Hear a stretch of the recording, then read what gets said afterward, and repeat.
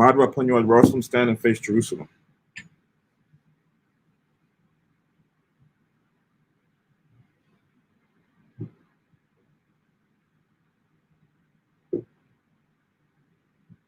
Blessing of the Sabbath. Barakatah Yahweh, Bahashem Yahushua, Asherah, Natan Lanawa, Ashabath, Bashalawam, Tawada, Amen. Blessed are you, Yahweh, in the name of Yahushua, that gives us the Sabbath and peace. Thank you, so be it. Taha'ayim Ad Asherah, the Ha'ayim Ad Asherayim occurred. Psalms 121.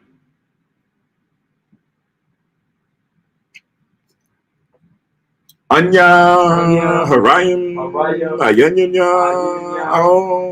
Haharayim, Mayan, Yabawa'a, Isaiah,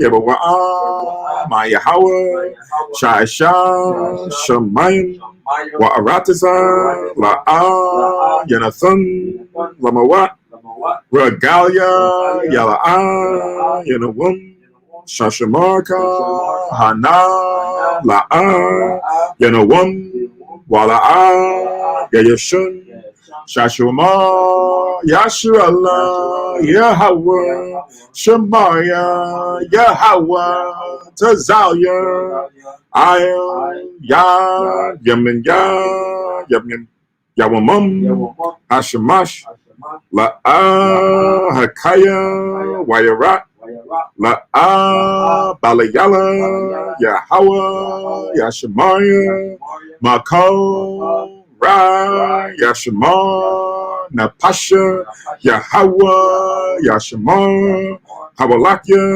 Wabawa'aya, Ma'aitha, I Walam, Basham, Yahusha, Tawada, Amen.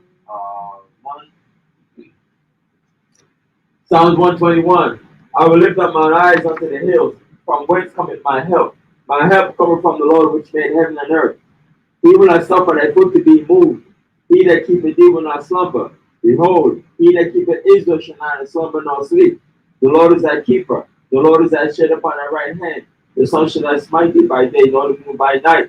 The Lord shall preserve thee from all evil. He shall preserve thy soul. The Lord shall preserve thy going out and thy coming in from this time forth, and even forevermore. Amen. Amen. Shema Yashrela, hear, O Israel. Shema Yashrela, Yahweh, Allah Hayanawa, Yahweh, Chad, Shema Yashrela, Yahweh, Allah Hayanawa, Yahweh, Chad, Shema Yashrela, Yahweh, Allah Hayanawa, Yahweh, Chad. Deuteronomy 6:4. Hear, O Israel, the Lord our God is one Lord. Amen. Amen. To apply Yahweh the Lord's Prayer.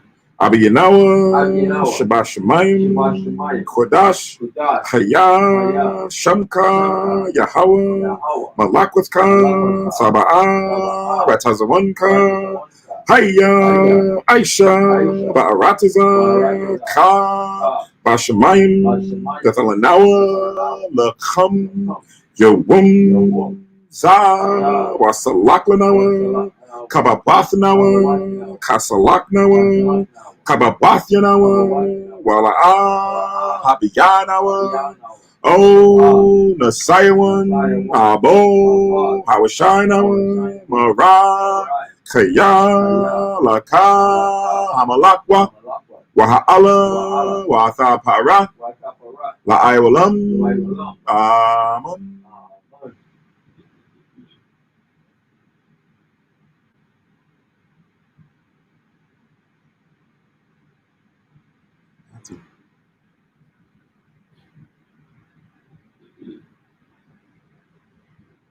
Matthew 6:9. After this manner, therefore, pray, Our Father which art in heaven, hallowed be thy name. Thy kingdom come, that will be done on earth as it is in heaven. Give us today our daily bread, and forgive us our debts as we forgive our debtors. And lead us not into temptation, but deliver us from evil. For thine is the kingdom, and the power, and the glory forever. Amen. Amen. Asherah Mataz Wap, 10 Commandments.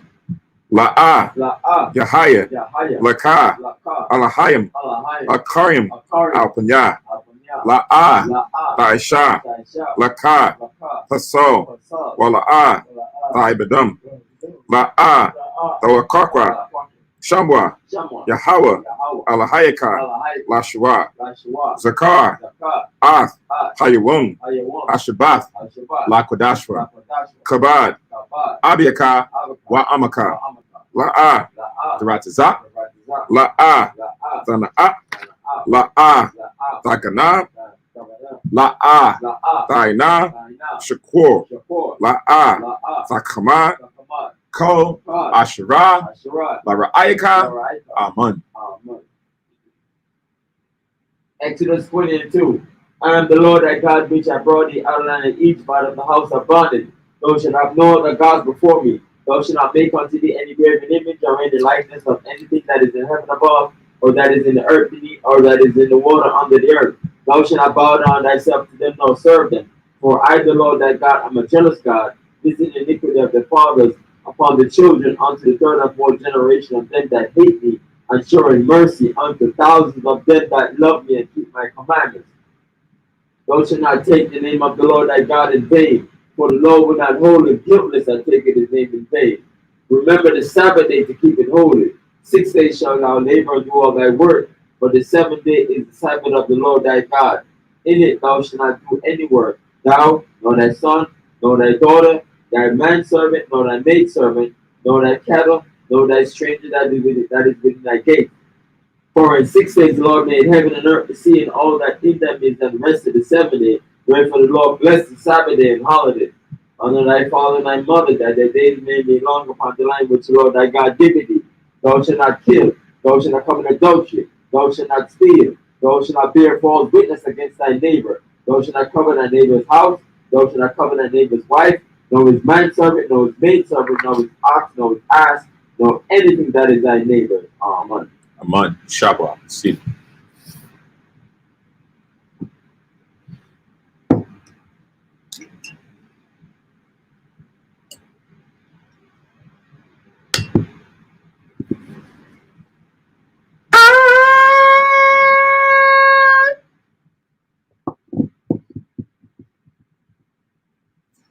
Barakatha Yahweh, Bahashem Yahweh Shah, Asherah, Natalanawa, Par, Yahakapin, Tawara Amun, La Yahweh, Bahashem Yahweh Shah, Ath, Yasha Allah.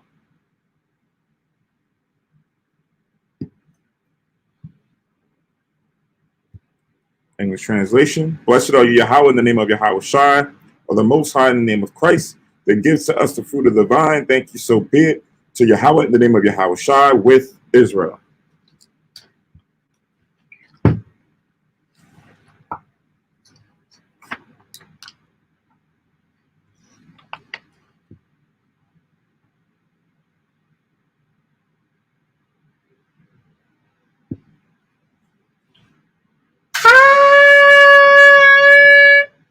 I might upon you on your awesome stand and face Jerusalem.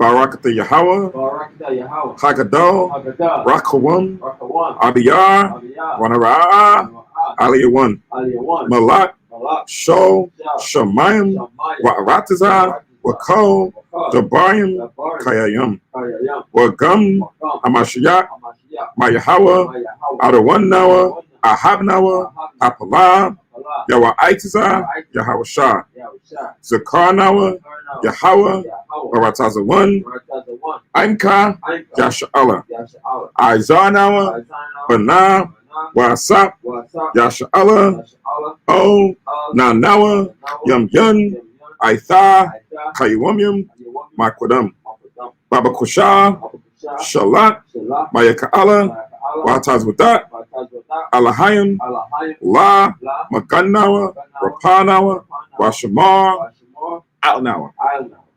Ba'ikor, Shalak, Haroka, Shon, Yahweh Shai, Lanawa, Alamanawa, Rabim, Kakama, Sabawana, Rada'ith, Shal, Debaraka, Bahasham, Yahweh Shai, Thawada, Thum Yad, Ba'iwalam, Amun. English translation. Blessed are you, Yahweh, the great, merciful, mighty, terrible, most high power, King of heaven and earth, and all things living. And also the anointed from Yahweh, our Lord, our friend, the wonderful counselor, Yahweh Shai. Remember us, Yahweh, favorably your people Israel. Help us build and gather Israel. Most high, we beg you, right now like the days of old. Please send Michael and the righteous powers to protect us, heal us, and watch over us. Mainly send the spirit of Yahweh Shai to us to teach us much wisdom, knowledge, and understanding of thy word. In the name of Yahweh Shai, thank you always and forever. So be it. Hebrew only. Blessed are you, Yahweh. Blessed are you, Yahweh, in the name of Yahweh Shai that gives to us the law. Barakatah Yahweh. Bahashem Yahweh Shai. Asherah. Athalanawa. Hathawara. Blessed are you, Yahweh, in the name of Yahweh Shai that gives to us the light to see. Barakatah Yahweh. Bahashem Yahweh Shai. Asherah. Athalanawa. Awar. Awath. Blessed are you, Yahweh, in the name of Yahweh Shai that gives to us the rams on to call the people. Barakatah Yahweh. Bahashem Yahweh Shai. Asherah. Athalanawa. Koran. Ha'ayol. Lakorah. Ha'ain. Blessed are you, Yahweh, in the name of Yahweh Shai that gives to us the olive oil to anoint Israel. Barakatah Yahweh. Bahashem Yahweh Shai. Asherah. Athalanawa. Hashaman. Zayath. Lamashat. Yasha'Allah. Shabbat, be seated.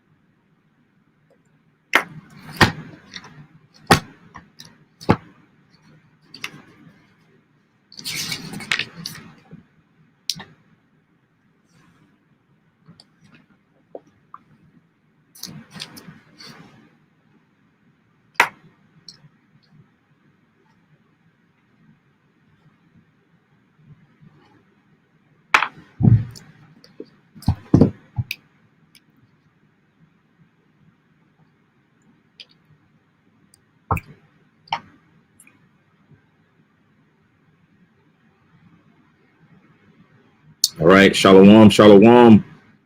Shah Shabbat, happy Sabbath, peace and blessings to the brothers and sisters within the nation of Israel throughout the four corners of the earth.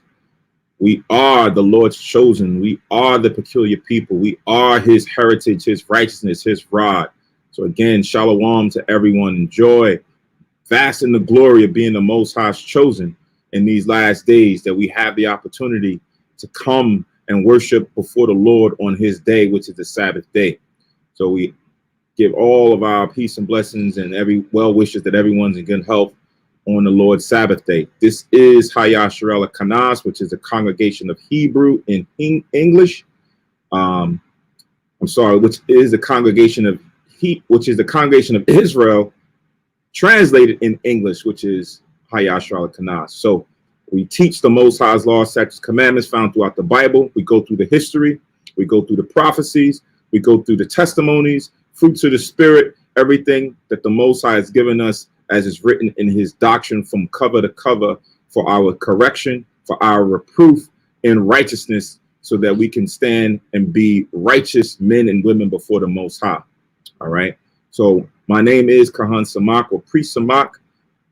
We will be going into the Old Testament for this Sabbath service. We will be going into the book of Judges, both chapters. We should not need a break in between. I think we can get through both chapters in one sitting.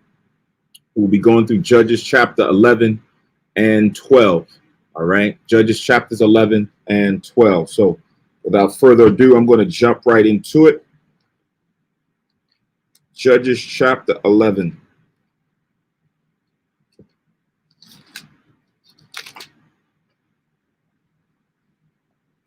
So we've been going through the book of Judges and observing how the Most High has been able to raise up righteous men and women to set up as a ruler, not a king, but a ruler or a judge over the nation of Israel. And he's been using different men and women of different tribes to do that. Not only just one tribe, but different tribes, right?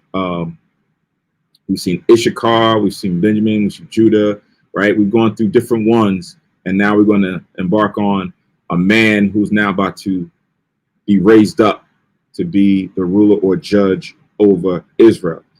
All right. But I'm going to go back a bit because the storyline carries in so we can get proper context. I'm going to go back to chapter 10 first and read from verse 15 on down. Right.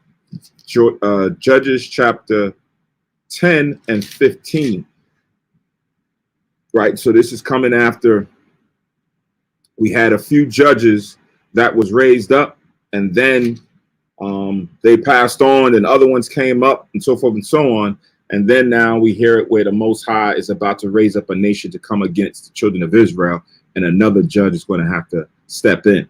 So this is Judges chapter 10 and 15. We read this a few weeks ago. It says, "And the children of Israel said unto Yahweh, We have sinned. Do thou unto us whatsoever seemeth good unto thee. Deliver us only, we pray thee, this day. And they put away the strange gods from among them and served the Lord, and his soul was grieved from the misery of Israel." So this is what usually happens when the nation of Israel recognizes their offense or their transgressions and comes to the Lord and repents, right? And then not only do they apologize for the transgressions, but they remove the transgressions, whether it be idol worship or any other sin that they have done. They remove them from within the nation. And then that allows the Most High to come and help and defend us. Remember, the Most High says he wants to dwell in the midst of us. So he can't dwell in the midst of us if we are full of sin, right? He wants to dwell in a holy nation. He himself is holy. So he wants to be a part of us when we're holy. So that happens when we separate ourselves from our transgressions or the other nations. So I'm going to read it again, verse 16. "And they put away the strange gods from among them and served the Lord, and his soul was grieved for the misery of Israel." So he was kind of, feeling remorseful for what Israel was going through now that they're in their right mind. Now it's time to come and help my chosen. Verse 17. "Then the children of Ammon were gathered together and encamped in Gilead, and the children of Israel assembled themselves together and encamped in Mizpah. And the people and princes of Gilead said to one another, What man is he that will begin to fight against the children of Ammon? He shall be head over all the inhabitants of Gilead." Right. So now I'm gonna pull up the map here so that you can see where we're talking about as far as it relates to Gilead and who wants to stand up and fight for the nation, right? So everyone see this. So now when you look, this is prior to when we came in and got the different lots for where Israel was going to dwell, right? So here's the Jordan River down the middle. On the west side, where you see the land of Canaan, that's where you have in the future the majority of the tribes of Israel will gain a lot. But on the east side, we know that there was a half tribe of Manasseh and Gad also on the other side. But here in the middle, where you see Gilead on the east side of the Jordan River, this is where we're talking about. These are Gileadites, right? These Gileadites are within the region of Manasseh, right? And then when you look further down on the right-hand side, the southeast, you see Ammonites. And then all the way down to the bottom, you see Moabites. And then even further down, you see the Edomites, right? So these are the regions of land, the lots that the Most High had for these nations. When we read this a while back, when the Most High was allowing us to now get closer and closer, coming out of the wilderness to the land of Canaan, he told us that the lands of Ammon, Moab, and Edom were not for us to go and dwell or take. Those were reserved for them. So now when we're talking about the Lord has now raised up or allowed the Ammonites to now come against us, here is Gilead. And that's where we're talking about in this area. So now if I stop and I switch, right, I'm going to switch to where it was during the times of this discussion, right? They're now trying to figure out who's going to stand up. So now here it is again. When you look at it, right down the middle is the River Jordan. And then you have on the west side where the majority of the tribes are. And then on the east side, you have half of the tribe of Manasseh. And then you have Gad, and then you have Reuben below.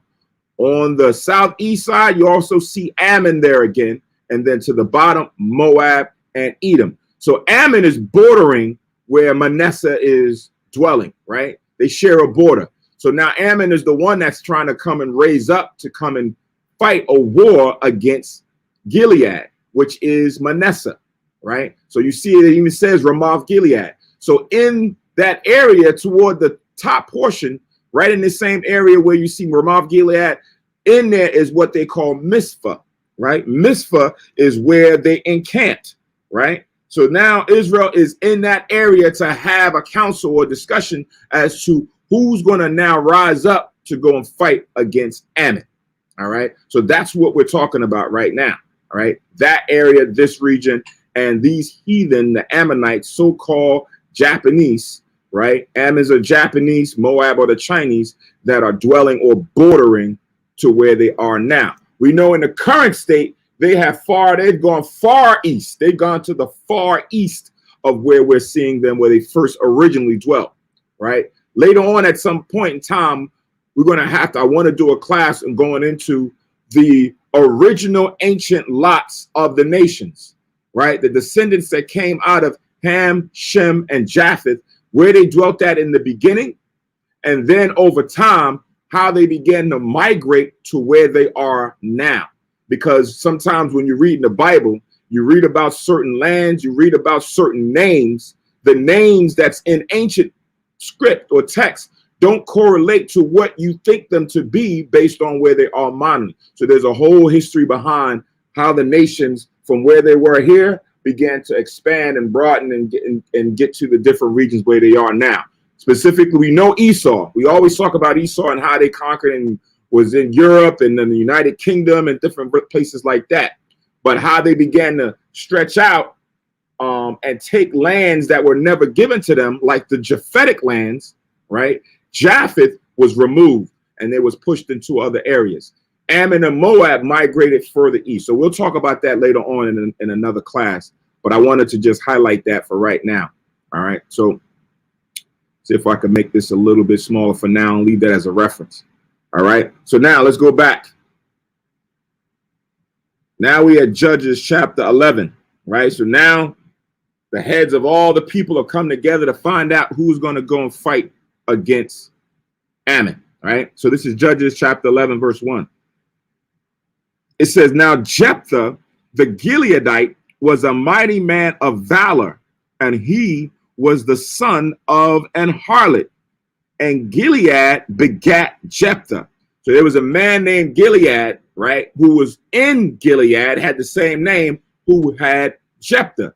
Jephthah was now conceived by a harlot, right? That's what it says there. He was a son of a harlot, right? So this is going to play into the narrative because he was the son of a harlot of this man, Gilead, right?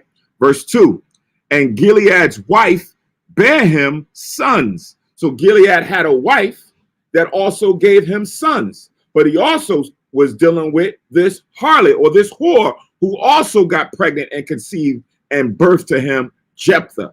It says, and his wife's sons grew up, and they thrust out Jephthah and said unto him, thou shalt not inherit in our father's house, for thou art the son of a strange woman, right? So, and sometimes when you look at it in context, this strange woman sometimes will mean like a foreigner or a heathen or someone who's of another nation. But in this context, it's really talking about someone who was a whore, another woman. When you look up the Hebrew word for this, when it talks about the strange woman, is really talking about another woman. In another case, when you read it for a strange woman, it'll say a foreigner or an alien, right? Someone who was outside of the nation, right? So in this context, these sons, they were upset. They kind of didn't rub them the right way that their brother, half brother, because this brother was by a harlot or a whore.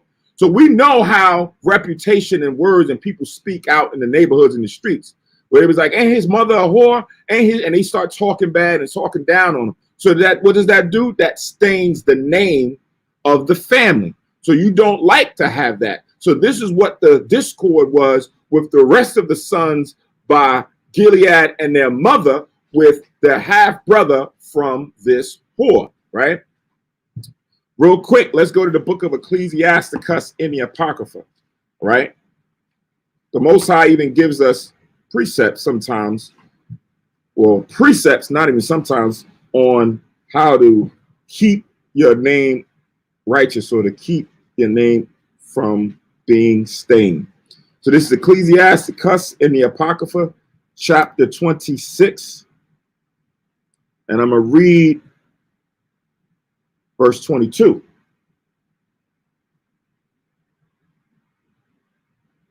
So this is Ecclesiasticus chapter 26 and 22. It says, and harlot shall be accounted as spittle or spit, right? Meaning she's not valued or viewed as being someone who's righteous or well-favored, right? The same way how the Most High says that all the other nations, when you read it in Esdras, are accounted for spittle. The Lord is saying the same thing about a person who's a harlot, who engages in harlotry. They are like spittle. They are not valued in society. It says, but a married woman is a tower against death to her husband. Someone who is married is an honorable woman.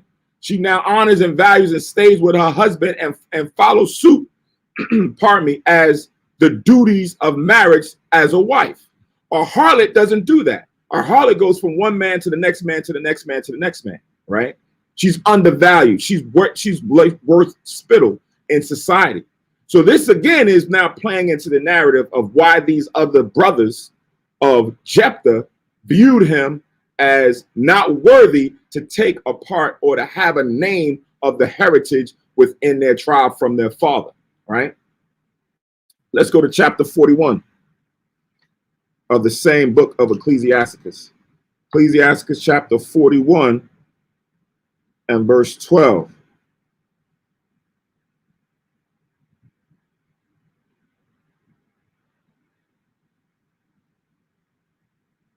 So it says, Ecclesiasticus chapter 41 and verse 12, have regard to thy name, for that shall continue with thee above 1,000 great treasures of gold. So you want to make sure you keep your name good out there in society, right? Not good based on society standards, but if you uphold the Most High's commandments and his doctrine, you'll still have a good name because you're not out there doing any of the sins of society. You're not robbing, thieving, selling drugs, or taking drugs, or doing things that will now cause harm to others or yourself, and you could be now blamed or be the catalyst for those things. So in everything we do, we want to make sure that we make our name spotless in society, within the nation, and even outside of the nation.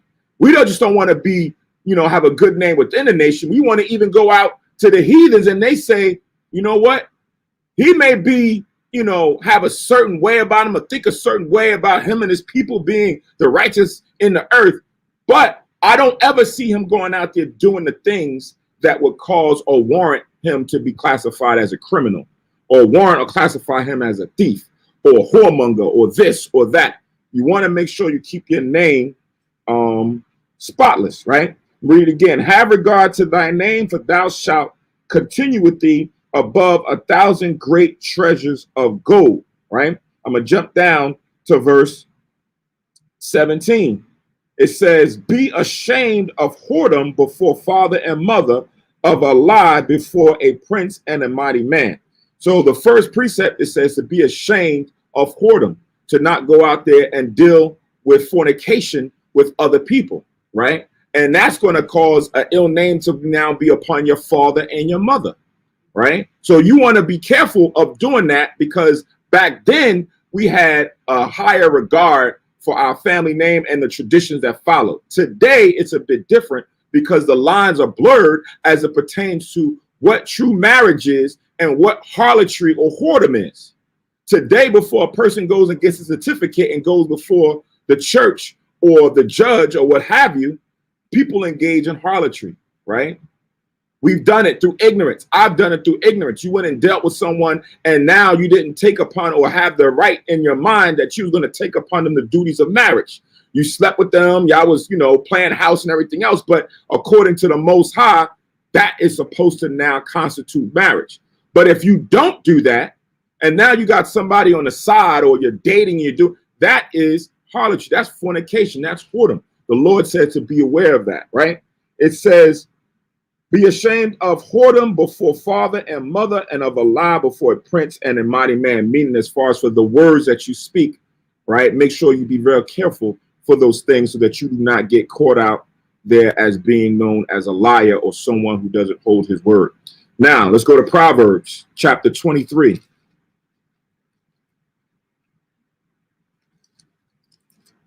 Proverbs 23.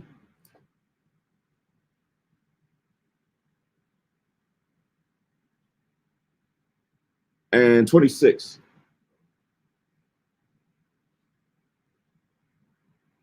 Proverbs 23 and 26.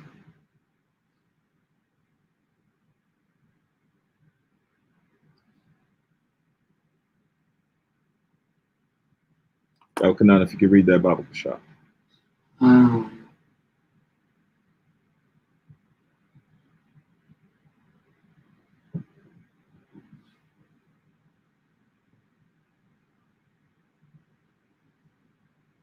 Proverbs 23, 26.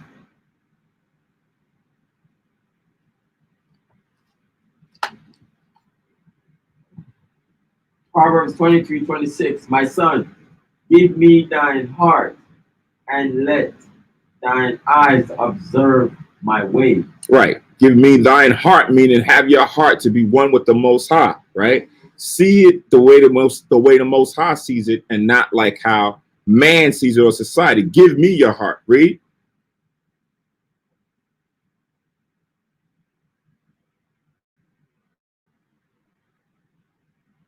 Verse 27. For a whore is a deep ditch, and a strange woman is a narrow pit. Right. So sometimes, most times, when you deal with someone who's a whore or a strange woman, right, a harlot, they can cause you to get caught up in a lot of craziness, right? They can either set you up to be robbed, set you up to be murdered, get you some kind of disease or what have you. You can fall victim to a lot of different things dealing with someone in this type of context.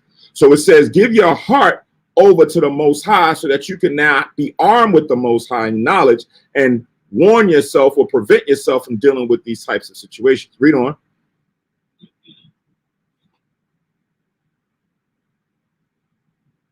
Verse 28. She also lied in wait as for prey, and increaseth the transgressors among men. Right. So she can lie and wait like a prey. That's what happens. You got a lot of women who will set you up, or they're being used to set you up so that you could be robbed, murdered, beaten, what have you, or used, kidnapped, whatever it may be.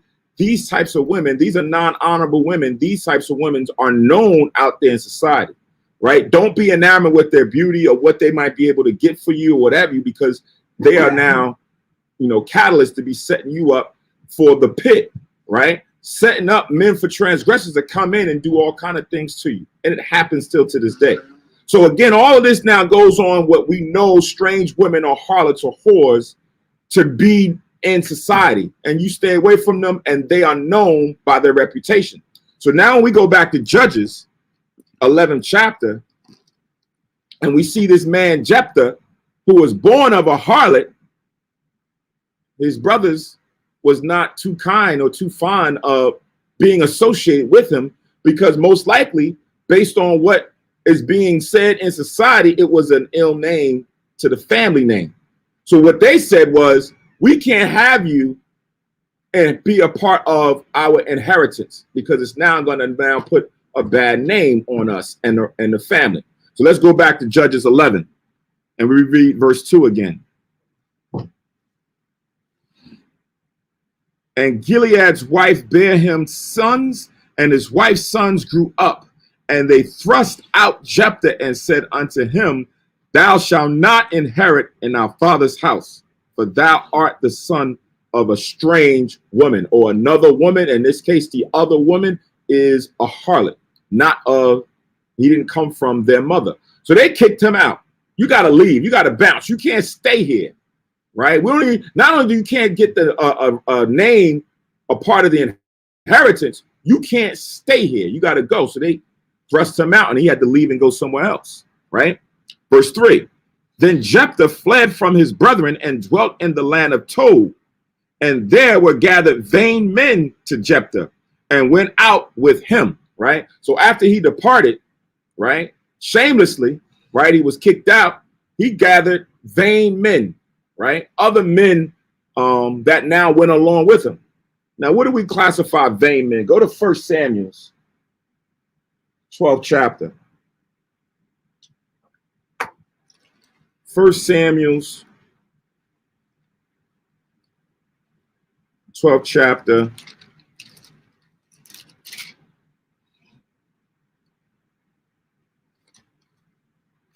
And the 20th verse.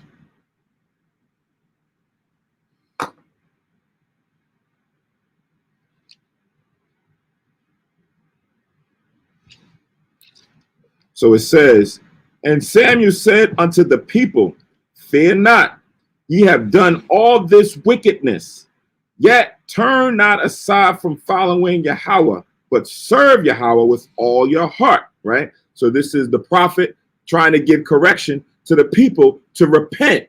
Even though you've done this sin, repent and return to the Most High.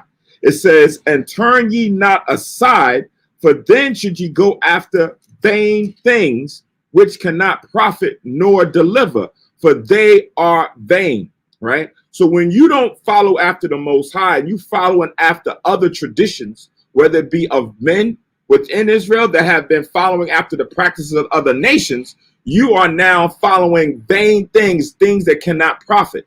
And now you become a vain person or a vain fellow. So now what was now accompanying Jephthah was people who was not following the Most High, right? Because the Lord says anything that's outside of his precepts are vain. It's unprofitable to you, right? So that's what happens when you look at family members, friends, associates. When they do not follow this, they're following after vanity. Even in Christianity, Catholicism, Methodist, whatever these that many denominations, because they're not following it as it is written in the scriptures. They are ignorant and following vain practices, right? So if you turn aside from this, just know you're becoming a vain person or a vain fellow, right? So let's go back to Judges chapter 11.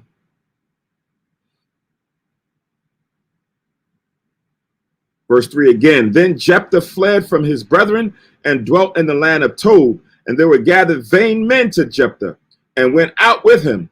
And it came to pass in the process of time that the children of Ammon made war against Israel. So we left it up so we can see where Ammon is geographically to the Manassites, who are the Gileadites, right? They're up in Mizpah, which is a little bit north in the middle of where the land of Manasseh is on the east side of the Jordan River, right? So this is where they're now trying to war against them toward that southern region along the border, right?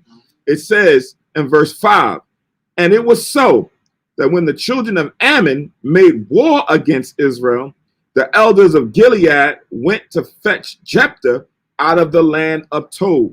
So now when the battle starts to begin, and they now start setting their armies in array, and they start setting up embankments and things of that nature, they said, we got to go get Jephthah, right? Remember, in the first verse, we read that Jephthah was a mighty man of valor, right? He was a real esteemed man of power and strength and might and military. So once he left, that left with him. But now here it is, we got an offense coming against us to kind of war. We got to go get that mighty man that we knew was our champion at one point. So this is what they're now going to try to go and have a little discussion with Jephthah to see if he's going to come and help defend against Ammon. Verse 6, and they said unto Jephthah, come and be our captain, that we may fight with the children of Ammon, right? We need you. We need you to come help us fight over these so-called Japanese, which is Ammon. We need to help. We need to help, you know, getting the guys, getting the men inspired and trained and things of that nature so that they can go and fight. Verse 7, and Jephthah said unto the elders of Gilead, did not ye hate me and expel me out of my father's house? And why are you come unto me now when ye are in distress, right? So some of these elders, some of these men had to have been part of his kindred, his brothers, right? Didn't y'all hate me? Didn't you side with them, right? Y'all kicked me out. I came to y'all when my brothers was now trying to thrust me out for my inheritances, and y'all didn't say nothing. Y'all let me go, right? Y'all hated me then. Now you love me when you need something. Now you in distress, right? Now you in the strait. You weren't thinking about me before, but now you come back to consider for me to come back in the land, right? Verse 8, and the elders of Gilead said unto Jephthah, therefore we turn again to thee now, that thou mayest go with us and fight against the children of Ammon and be our head over all the inhabitants of Gilead, right? So now, yeah, I don't know what we was thinking. We messed up. That's why we coming to you, because we're in distress right now. These Ammonites is coming out against us. However, if you come and you fight over in Gilead against the Ammonites, we're going to set you to be our ruler in Gilead, right? You're going to be head over the Gileadites at that time.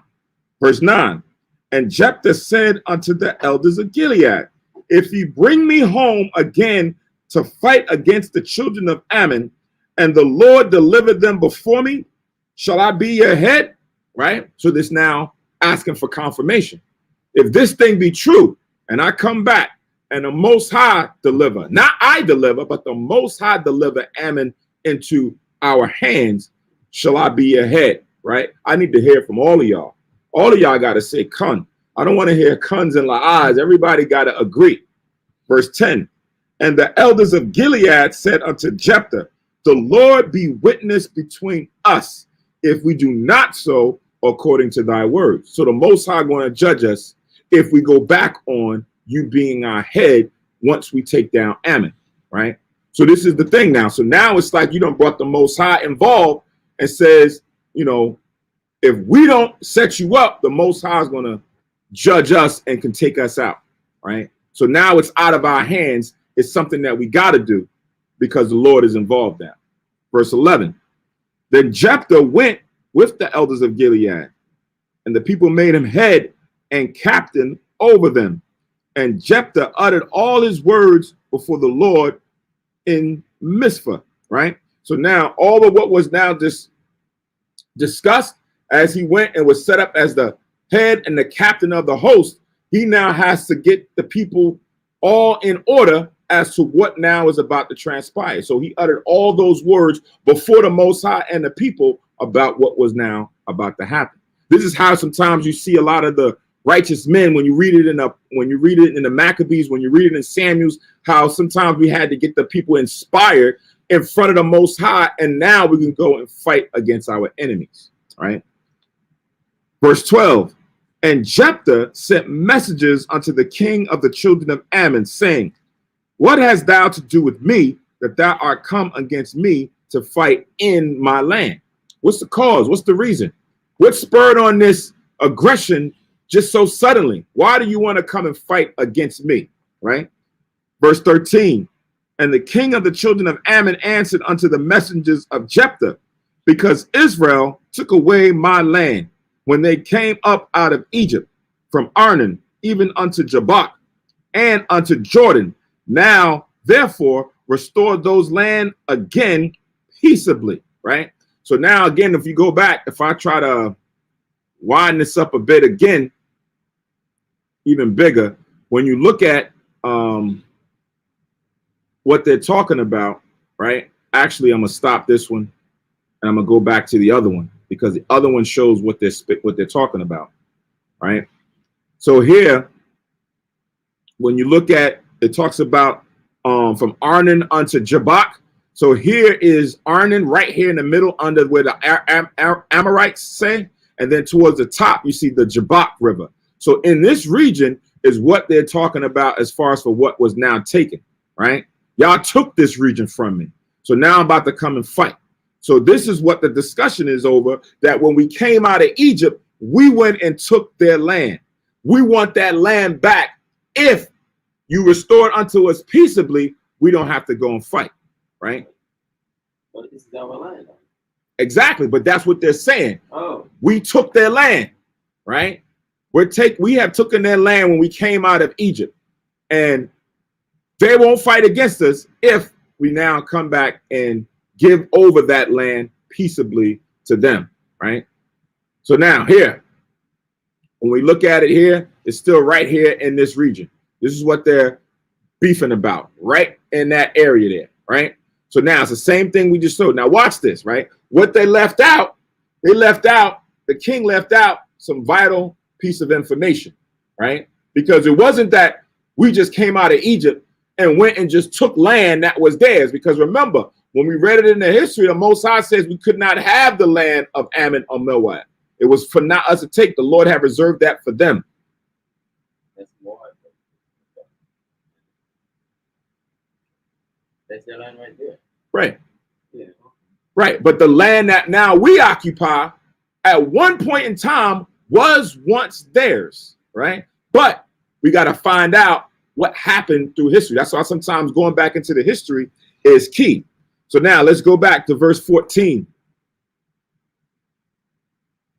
Right? So verse 14 says, and Jephthah sent messengers again unto the king of the children of Ammon, and said unto him, thus saith Jephthah, Israel took not away the land of Moab, nor the land of the children of Ammon. We never stepped foot into your land to take the land that was reserved for you, right? But when Israel came up from Egypt and walked through the wilderness unto the Red Sea and came to Kadesh, then Israel sent messengers unto the king of Edom, saying, let me, I pray thee, pass through thy land. But the king of Edom would not hearken thereto.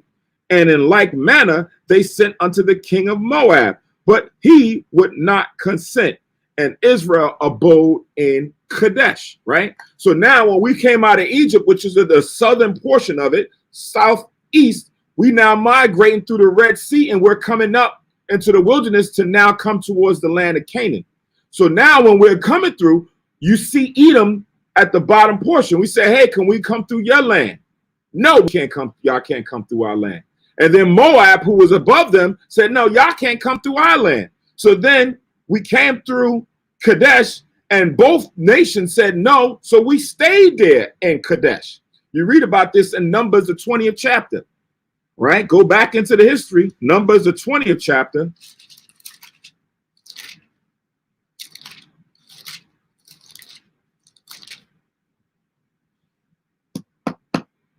And the 14th verse, right? Numbers 20:14, it says, and Moses sent messengers from Kadesh unto the king of Edom. Thus saith thy brother Israel, thou knowest all the travail that have befallen us, how our fathers went down into Egypt, and we have dwelt in Egypt a long time. And the Egyptians vexed us and our fathers. And we have cried unto the Lord, and he heard our voice and sent an angel, and he hath brought us forth out of Egypt. And behold, we are in Kadesh, a city in the utmost of thy border.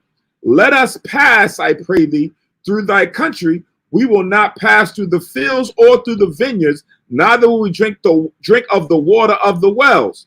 We will go by the king's highway and will not turn to the right hand nor to the left until we have passed thy borders. So we was real strategic and nice the way we laid it out. It was like, look, can we just now go through the king's highway where it doesn't really affect anything? We're not stepping foot on anyone's land, right? We're not going to go through your vineyards for fear that we're going to start eating your food and doing all kind of things because we're a great nation of people. We're not doing that. Just let us pass through this way, right? Verse 18, and Edom said unto him, thou shalt not pass by me, lest I come out against thee with the sword. So if you step foot in my area, we're going to war, pretty much, right? Verse 19, and the children of Israel said unto him, we will go by the highway, and if I and my cattle drink of thy water, then I will pay for it. I will only, without doing anything else, go through on my feet. So it's like, look, we're only going to go this way. We're not going over there. And if we drink any of your water, us or the beast that's with us, remember, we just came out of Egypt. We spoiled the Egyptians. We got gold and silver and all kind of great things that we took from the Egyptians when we left. So we could pay for it, right? Don't worry. Anything we touch, anything we take, we'll pay for. Verse 20, and he said, thou shalt not go through. And Edom came out against him with much people and with a strong hand. Thus Edom refused to give Israel passage through his border, wherefore Israel turned away from him. And the whole children of Israel, even the whole congregation, joining from Kadesh and came unto Mount Hor, right? So now this is the history that we read already, that now he's reminding the king of the Ammonites what actually went by, what actually transpired to now how we are getting this region. So this is the beginning stages. We came through Edom and Moab, right? So it doesn't even talk about that there, but we know based on this that they had that discussion with Moab as well, and they refused, right? So let's go back to Judges chapter 11.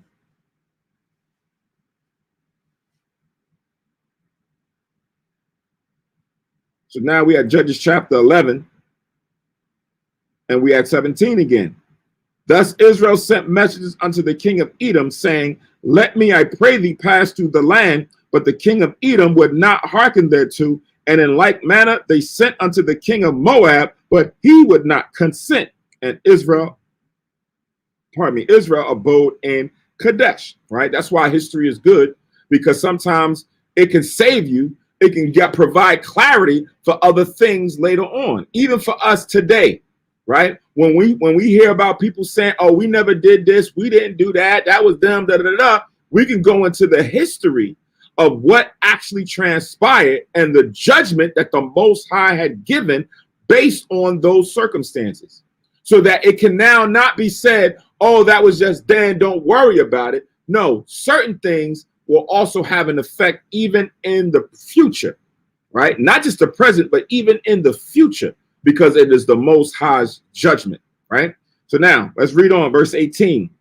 Then they went along through the wilderness and compassed the land of Edom and the land of Moab, and came by the east side of the land of Moab and pitched on the other side of Arnon, but came not within the border of Moab, for Arnon was the border of Moab. So instead of just going, if you look on the map, instead of just going through like that King's Highway through Edom to go through Moab, they had to go all the way around to come up by where Arnon is on the other side, right? So they took a long journey, and taking the long way sometimes isn't always pleasant, right? Because, you know, you walk in, you got cattle, you got kids, you got a lot of things, you know, you got to pitch here and there and continue to walk. It's nerve-wracking and it's tiresome, right? So that's what Israel had to go through. Verse 19, and Israel sent messages unto Sihon, king of the Amorites, the king of Heshbon. And Israel said unto him, let us pass, we pray thee, through thy land into my place. So now here it is. He's going to where the Amorites are dwelling, right? So if I stop this and go back real quick.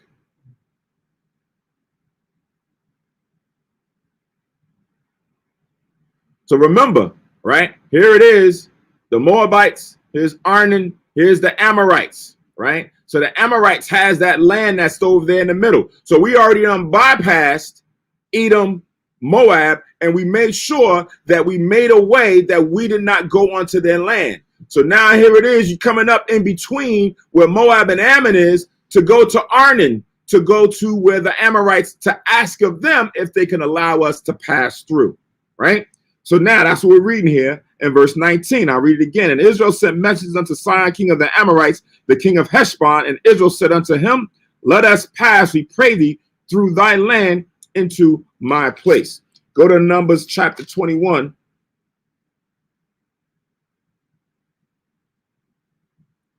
Numbers chapter 21. And I'm going to start from verse 4 and I'm going to jump to 21. So Numbers chapter 21, verse 4. Then we're going to jump to 21.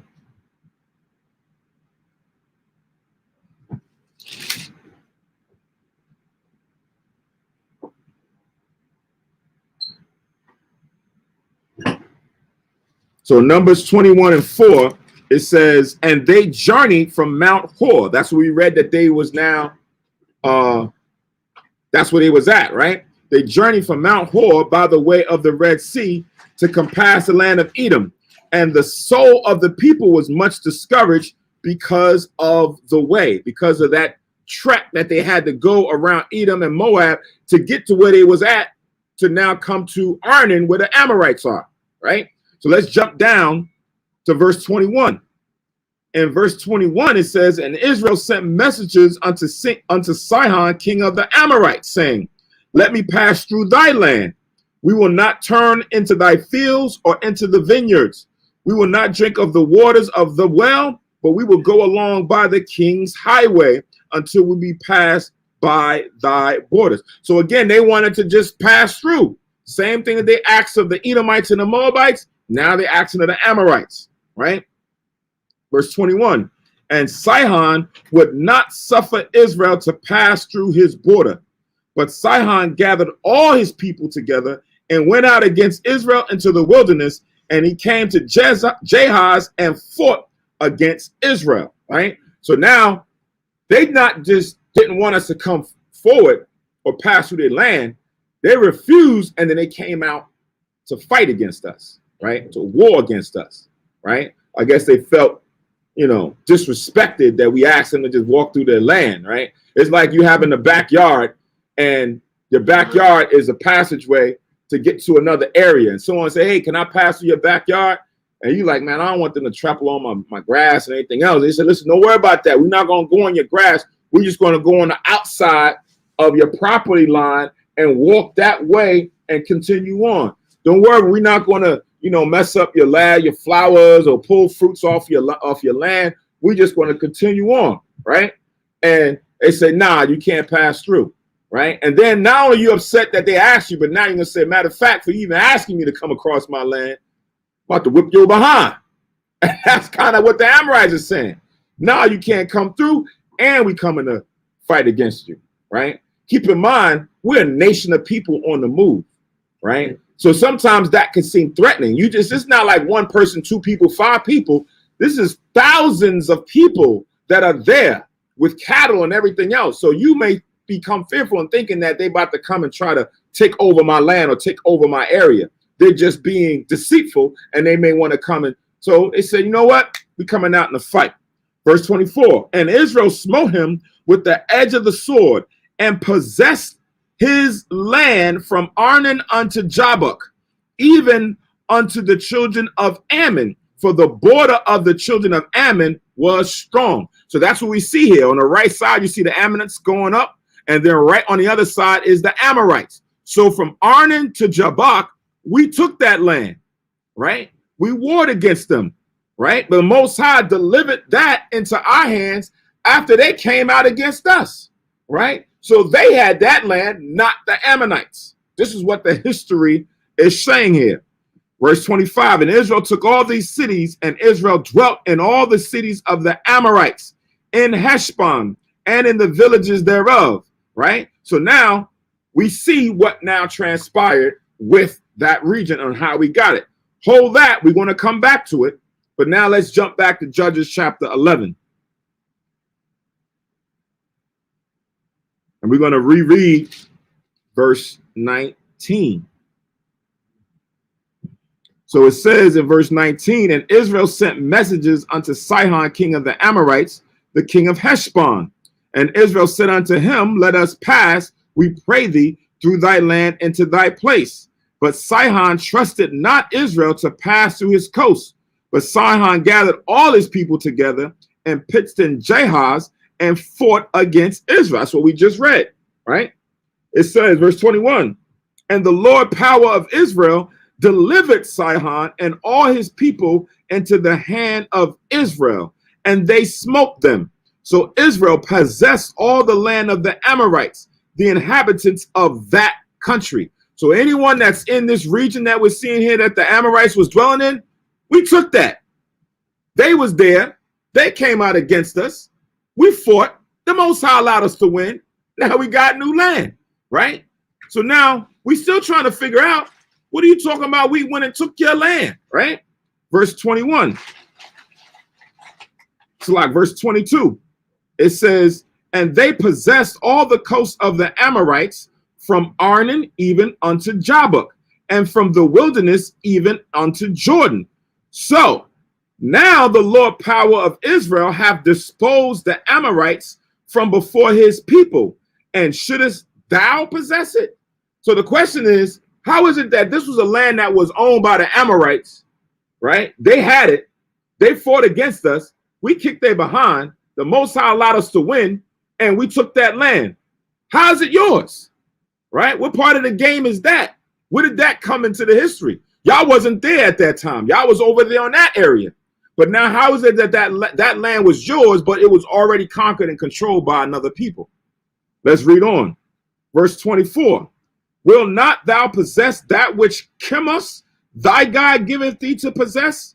So whom the Lord our God shall drive out before us, them will we possess. So basically it's saying, you guys have your God. Why didn't your God allow you to go and take that land for yourselves? Our God did that. And should we give the land to you after it was delivered to us? No, right? Now let's see how that land became the Amorites, which was once the Ammonites. Let's go back to Numbers chapter 21. So let's see how the Amorites got that land and why the Ammonites are complaining, right? So let's go back to Numbers chapter 21, and we're going to read from verse 26. So Numbers 21 and 26 says, for Heshbon was the city of Sihon, the king of the Amorites, who had fought against the former king of Moab and taken all his land out of his hand, even unto Arnon. Wherefore they that speak in Proverbs say, come in Heshbon, let the city of Sihon be built and prepared. For there is a fire going out of Heshbon, a flame from the city of Sihon. It have consumed Ar of Moab and the lords of the high places of Arnon. Woe to thee, Moab, thou art undone, a people of Chemosh. He hath given his sons that escaped and his daughters into captivity unto Sihon, king of the Amorites, right? So now here it is. The history goes into that land was once owned by the Moabites, and the Amorites went and took it from them. So how is the Ammonites now saying that that is their land? They're lying, right? They're lying, right? So the history now is going through and showing where and how this now came to be, right? So now let's go back to Judges chapter 11 and reread verse 24.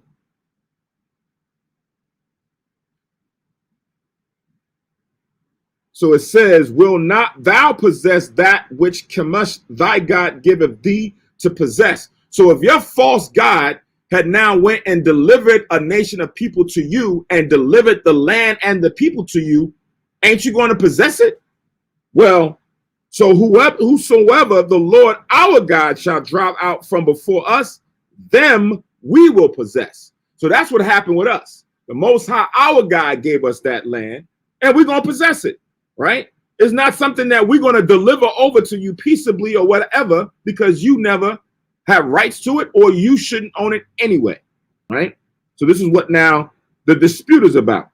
Verse 25, it says, now art thou anything better than Balak, the son of Zippor, king of Moab? Did he ever strive against Israel, or did he ever fight against them? So now he's going further back, right? Let's go back to Numbers 20.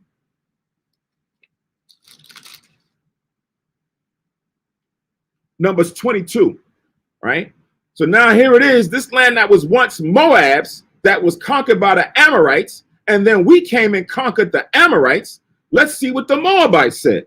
So this is Numbers 22 and 1. It says, and the children of Israel set forward and pitched in the plains of Moab on this side of Jordan by Jericho. And Balak, the son of Zippor, saw all that Israel had done to the Amorites. And Moab was sore afraid of the people, because they were many. And Moab was distressed because of the children of Israel.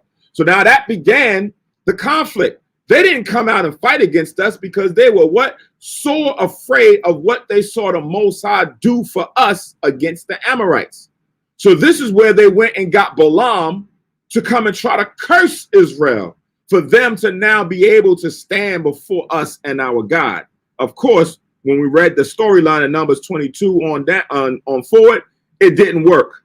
The Most High even had to come and check Balaam to let him know that you can't curse the children of Israel. There should be no enchantment against the children of Israel, right? So we should never fear.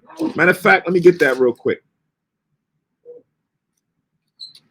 Was it Numbers 23 and 23?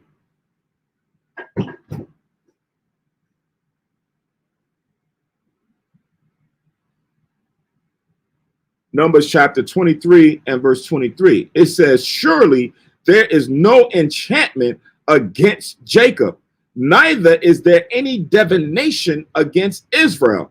According to this time it shall be said of Jacob and of Israel, what have God wrought, right? So now you can't come with some witchcraft or what have you against the children of Israel if you're in your right mind and you following these commandments.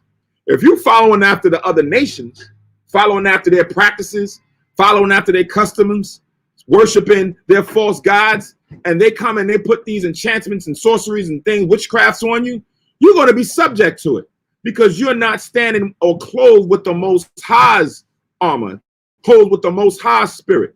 But if you are, they can say whatever they want. They can curse you and say that, you know, they're going to call this thing. You don't have to worry about any of those things, right?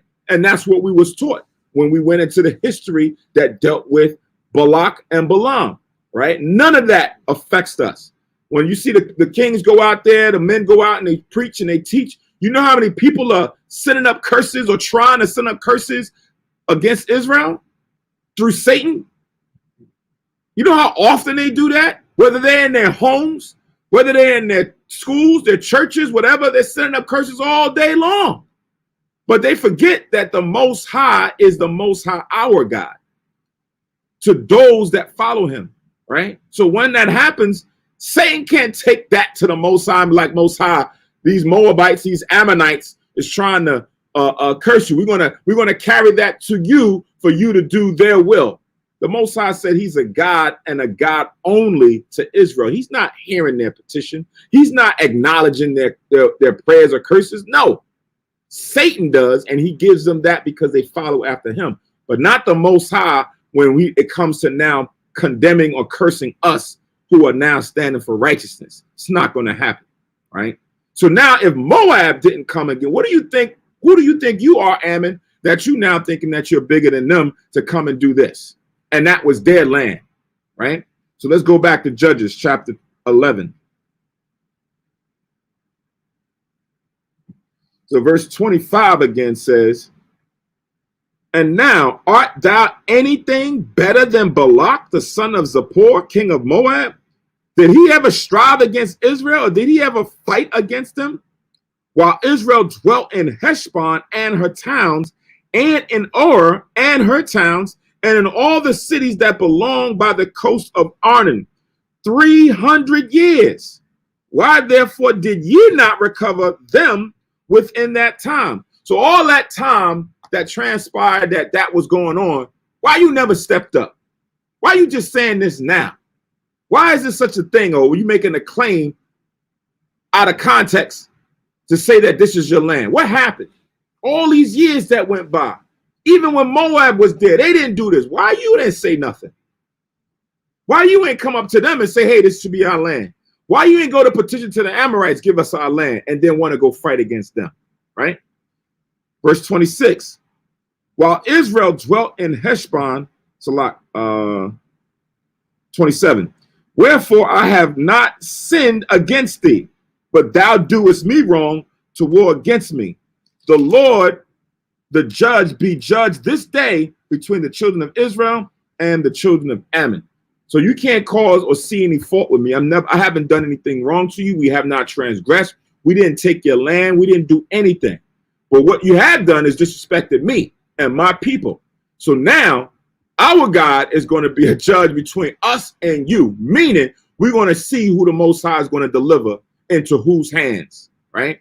Verse 28, howbeit the king of the children of Ammon hearkened not unto the words of Jephthah, which he sent him, right? So he didn't pay attention to, kind words and reason, right? He said, no, we're going to still fight. We still want that land, right? So in some cases, we know that the Most High will put the spirit in some of these nations to come up and fight against us. We know that, as we read earlier in Judges, that sometimes the Most High will have these nations that dwell amongst us to teach us war, right?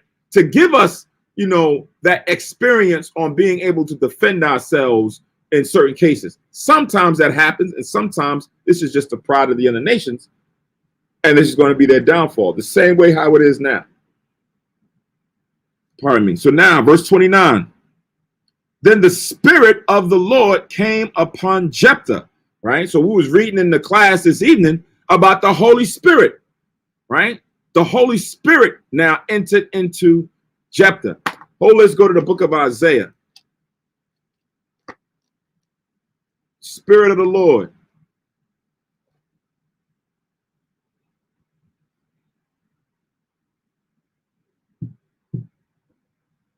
So now I go to Isaiah chapter 11 and verse 11. I'm sorry, verse 1. Isaiah chapter 11 and verse 1.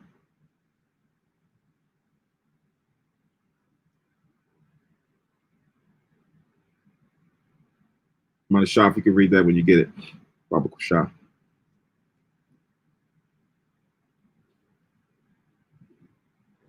Isaiah chapter 11, verse 1.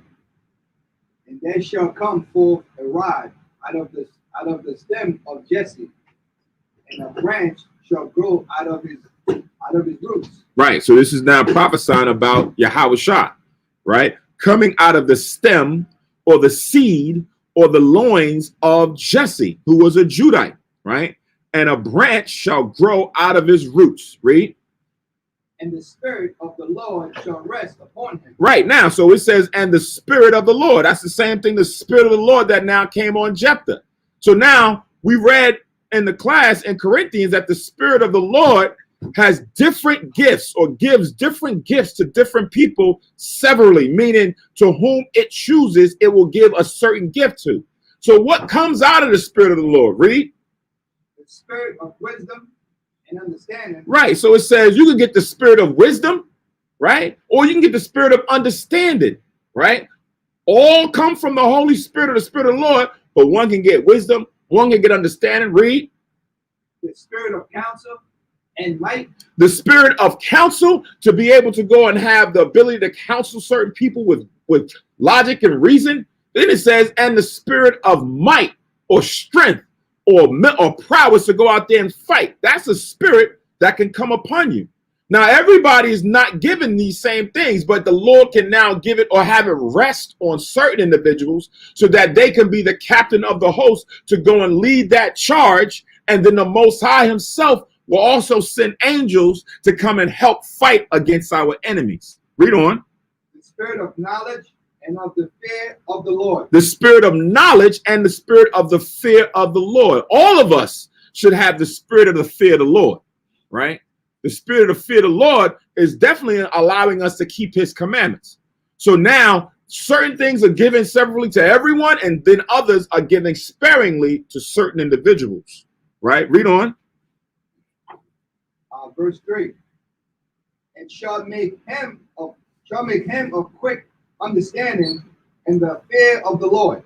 And he shall not judge after the sight of his eyes, neither reprove after the hearings of his ears. Right. So now speaking in Yahushua was gifted with different types of spirit on him at that time. When we read in Corinthians, it said you can get the spirit of miracles, right? Yahushua had that gift to be able to now go out and create miracles happening from water to wine, from the rising of dead, to make them alive, to those who couldn't walk, to those who couldn't see, right? To those who had issues of blood for years. Yahushua can now perform miracles. All of that was given by the Holy Spirit and a portion of its gifts. Then you had counsel. He had counsel. Then he had might. He had might, but he didn't use it, right? He didn't use it at that time. He's going to use it when he comes back the second time, but he did not use it at that time, right? Knowledge and understanding, all of these things he had. So now you may have it where Yahweh may get the spirit of tongues, where he may be able to giftfully speak in different languages with understanding, right? Manashah may be given the spirit of interpretation. He won't be given the spirit of interpretation, but within the body, and we are now clueless as to what this is meaning, that brother now is going to have that gift to go and break that down, to interpret like Daniel did when Nebuchadnezzar had the dream, and he didn't know what the dream meant. The Most High gave Daniel that spirit to now understand what the dream meant and bring that forth. So these things is how the spirit operates. So now when we go back to Judges chapter 11, throw out on that. We go back to Judges chapter 11 and verse 29, and it says, then the spirit of the Lord came upon Jephthah. What is Jephthah about to go do? Jephthah about to go to war. So what spirit most likely had to come upon him? The spirit of might. The spirit of might, right? Along with other spirits. But we know might came upon him to go and stand before them and not fear and do great in front of the Most High against those Ammonites. It says, verse 29, then the spirit of the Lord came upon Jephthah, and he passed over Gilead and Manasseh, and passed over Mizpah of Gilead, and from Mizpah of Gilead he passed over unto the children of Ammon, right? So again, like we said, that area above was Gilead. That's where they were having this discussion about who was going to go fight. Mizpah was like right around north of where that Gilead is. So they went out of Mizpah, from Mizpah, to come down to the southern region to where the border of where their tribe's lot was that connected to the Ammonites, right? Give me 1 second.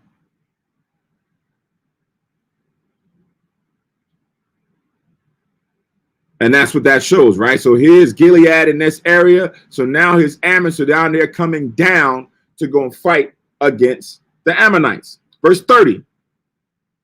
And Jephthah vowed a vow unto Yahweh and said, if thou shalt without fail deliver the children of Ammon into mine hands, then it shall be that whatsoever cometh forth of the doors of my house to meet me, when I return in peace from the children of Ammon, shall surely be the Lord's, and I will offer it for a burnt offering, right?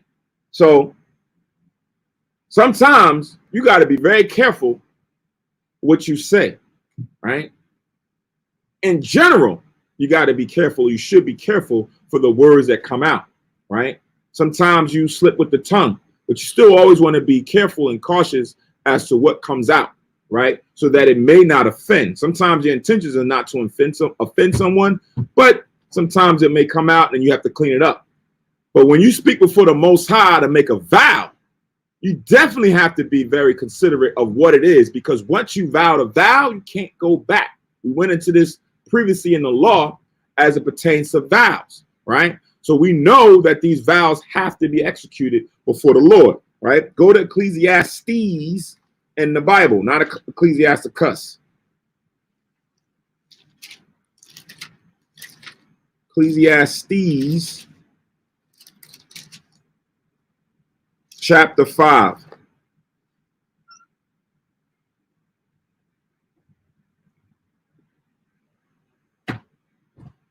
Ecclesiastes chapter 5. We're going to read verses 2 and jump down.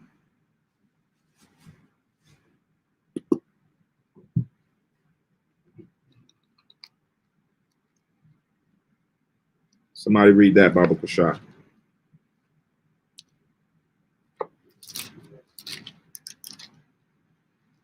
Ecclesiastes chapter 5 and verse 2.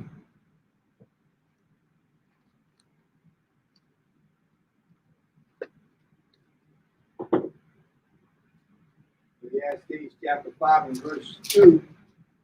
Be not rash with thy mouth, and let not thy heart be hasty to utter anything before God.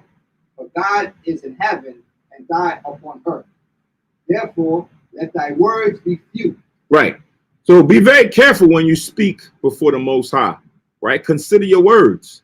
Don't be rash. Just don't be out there just saying any old thing. Sometimes you hear people when they speak about or speak in reference to the Most High in Christ, they're rash with their mouth. They, saying certain obscenities and things of that nature, but they're speaking about God. The Lord is like, look, be careful, right? I'm up here in heaven and you here on earth. There's the difference between me and you, right? Just don't talk to me any old kind of way. Talk about me any old kind of way. We give man on earth certain levels of respect, right? Whether it be your parents, whether it be your employer, right? Whether it be a judge or whatever, they command a certain level of respect that you just can't go and speak to them any old kind of way for fear of the retribution that may come back, right? You speak to your mother, your father, a certain way, you might get a pop in the mouth, right? You might get something come across your legs or your behind. You speak to a police officer or a judge, you might get thrown in jail. And then they may put upon you a harsh penalty. You speak to your employer a certain way, they might reprimand you or even let you go, dock you pay or what have you. So you can't be rash with your mouth and how you speak about the Most High any your kind of way. So this is a warning that the Lord put in the scriptures, just in general conversation when it pertains to how we communicate, right? Jump down to verse 4. Verse 4. When thou vows a vow unto God, refer not to pay it, for he has no pleasure in fools. Pay that which thou hast vowed. Right. So now, when you make a vow, don't be a person that is not going to pay it, right? It's the same thing when you make a promise, right? Or you now say that you're going to do something for somebody. Don't be that person who's always now not going to do it, right? But when it comes to a vow with the Most High, remembering the distinction between where the Most High is and where we are, you cannot defer to pay it. You are now obligated to pay that which was now vowed between us and the Most High, right? Read on. Verse 5. Better it is than thou shouldest not vow, than thou shouldest vow and not pay. Right. So it's better for you to have not said nothing. That's why it says be careful when you make your words before the Most High, right? Better for you to have not said anything than for you to say it and think you're doing something great, that you're doing something to draw yourself closer, but you can't fulfill the vow, right? The Lord have rather you not said anything, right? Go to Numbers, 30th chapter.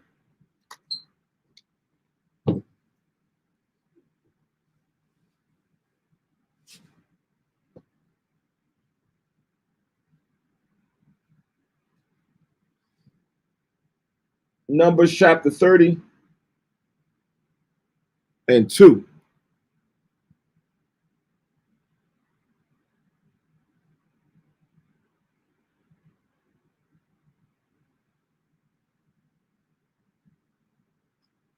So Numbers chapter 30 and 2, it says, if a man vow a vow unto Yahweh, or swear an oath to bind his soul with a bond, he shall not break his word. He shall do according to all that proceedeth out of his mouth.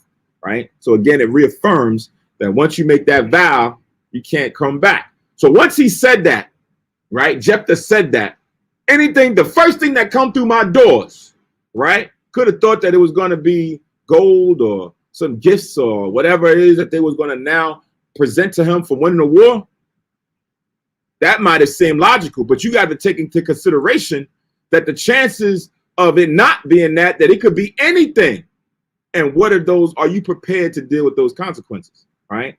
So anytime a man vows a vow, he has to make sure he weighs it in the matter. When you read further down throughout this chapter is a good chapter to show how the relationship with a wife or daughter is to the man. This is why we understand when you read scriptures that this is not a 50-50 partnership, because even in this vow, the Most High has it set up that when a woman vows a vow, if she is not married, her father can disallow her vow. The father can intervene and say, no, that vow cannot stand. If she's married, her husband can come in and step in and say, this is not a vow. In today's society, you'll have women, you can't tell me what to do. You can't say that I can't do such and such. But when you read further on down throughout verses 3 towards the end, it lets you know that the Most High gives that authority to the husband or the father, if she is not married, to be able to determine if whatever it is she says can stand. Right? Whatever it is she says can stand. That's why we even have advocates. Yahweh Shah is our advocate. We got the angels, Raphael and them that are advocates. They take our prayers and stand before the Most High. Sometimes even in our prayers, the words may not come out the right fashion. But the angels are wise enough to understand what it is our intention is or our heart, and then present it before the Most High in the right fashion. So that's what we have, right? They can clean up and dress up certain things for us. The man can do that for the woman as well. So that's kind of now showing you the hierarchy in all different facets, not just to say the man is over the woman and just leave it alone. No, it goes into giving you understandings on what levels that means, right? So now, that now is the law pertaining to these vows that any man or woman now utters before the Most High. So now let's go back to Judges chapter 11.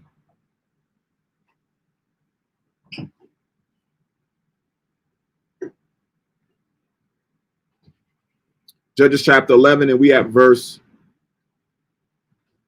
31 again. Then it shall be that whatsoever cometh forth of the doors of my house to meet me when I return in peace from the children of Ammon shall surely be the Lord's, and I will offer it for a burnt offering. Man, that means, you know, when you have a burnt offering, it means just such that it has to be burnt on the altar. It has to be given up, right? Verse 32. So Jephthah passed over unto the children of Ammon to fight against them, and the Lord delivered them into his hands.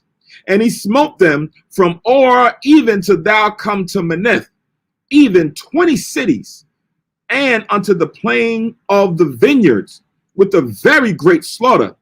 Thus the children of Ammon were subdued before the children of Israel.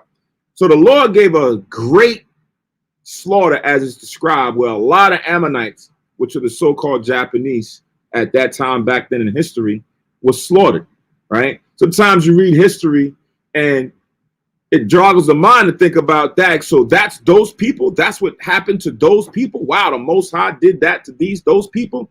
We see it right now in today's society when they go back in history of what happened with, like, say, Hiroshima and Nagasaki, when they dropped the bomb on that area. When you read the history based on that, they didn't drop it in the military area.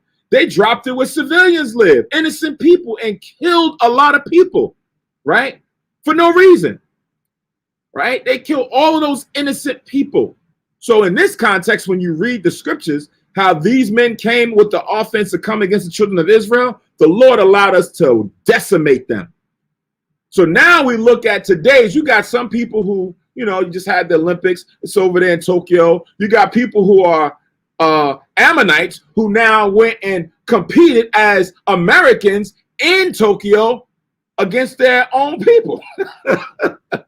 But now if you went back some years to what happened, there was a lot of animosity against America back then to what happened in Japan, right? That shows you that sometimes history and the lack thereof fades out, right? When time goes on and they try to phase it out, you lose memory. You don't remember those things. That's why the Lord said in Job, go to Job.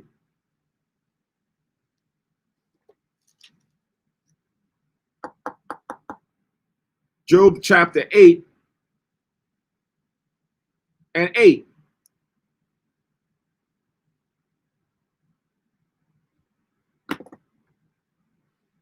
Job chapter 8 and 8 says, for inquire, ask the questions, I pray thee, I beg of thee, of the former age, and prepare thyself to the search of their fathers, right? You got to go and check out the history. Sometimes you got to understand how things got to where they are today. What happened back then that caused us to get to it? Was it something that was now brushed under the rug, right? You start doing a diligent search. Prepare for the search of their fathers. Let me go check out the Ammonites. Let me go check out their history, right? Who were they in the beginning and how did they now come to be? Who did they step on? Who did they go and do this, what we're reading here, to go in war against and fight against and kill and murder? Let me go check out the Moabites. Let me go see what they did. Let me go check out some of these Japhetic people that you kind of rarely hear too much about, right? Did they ever do anything? You know, they out there in the island of the Samoans and the Fiji Islands and all. Did they ever do anything to us, right? Most people don't know because they haven't searched the history to understand what happened and if they were ever given a judgment against that at that time.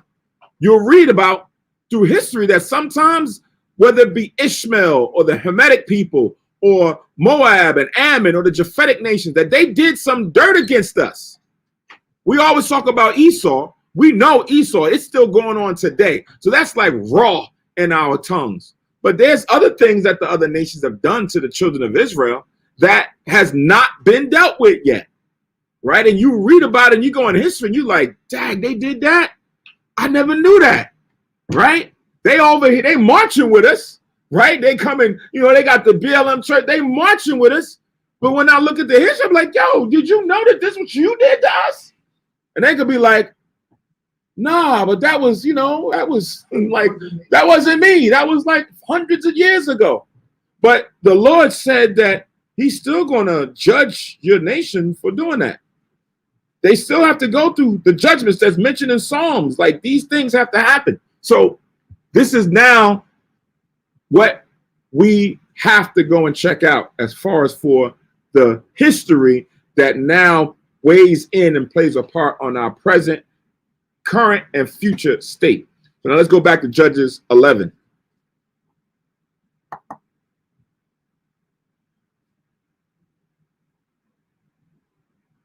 So now we have verse 34. Now the war is over. Israel's taking the spoils, right? Getting rid of the bodies that's left in the land, probably putting them in ditches and burning them or whatever. And now they're coming back. Verse 34, and Jephthah came to Mizpah unto his house, and behold, his daughter came out to meet him with timbrels and with dances, and she was his only child. Beside her, he had neither son nor daughter.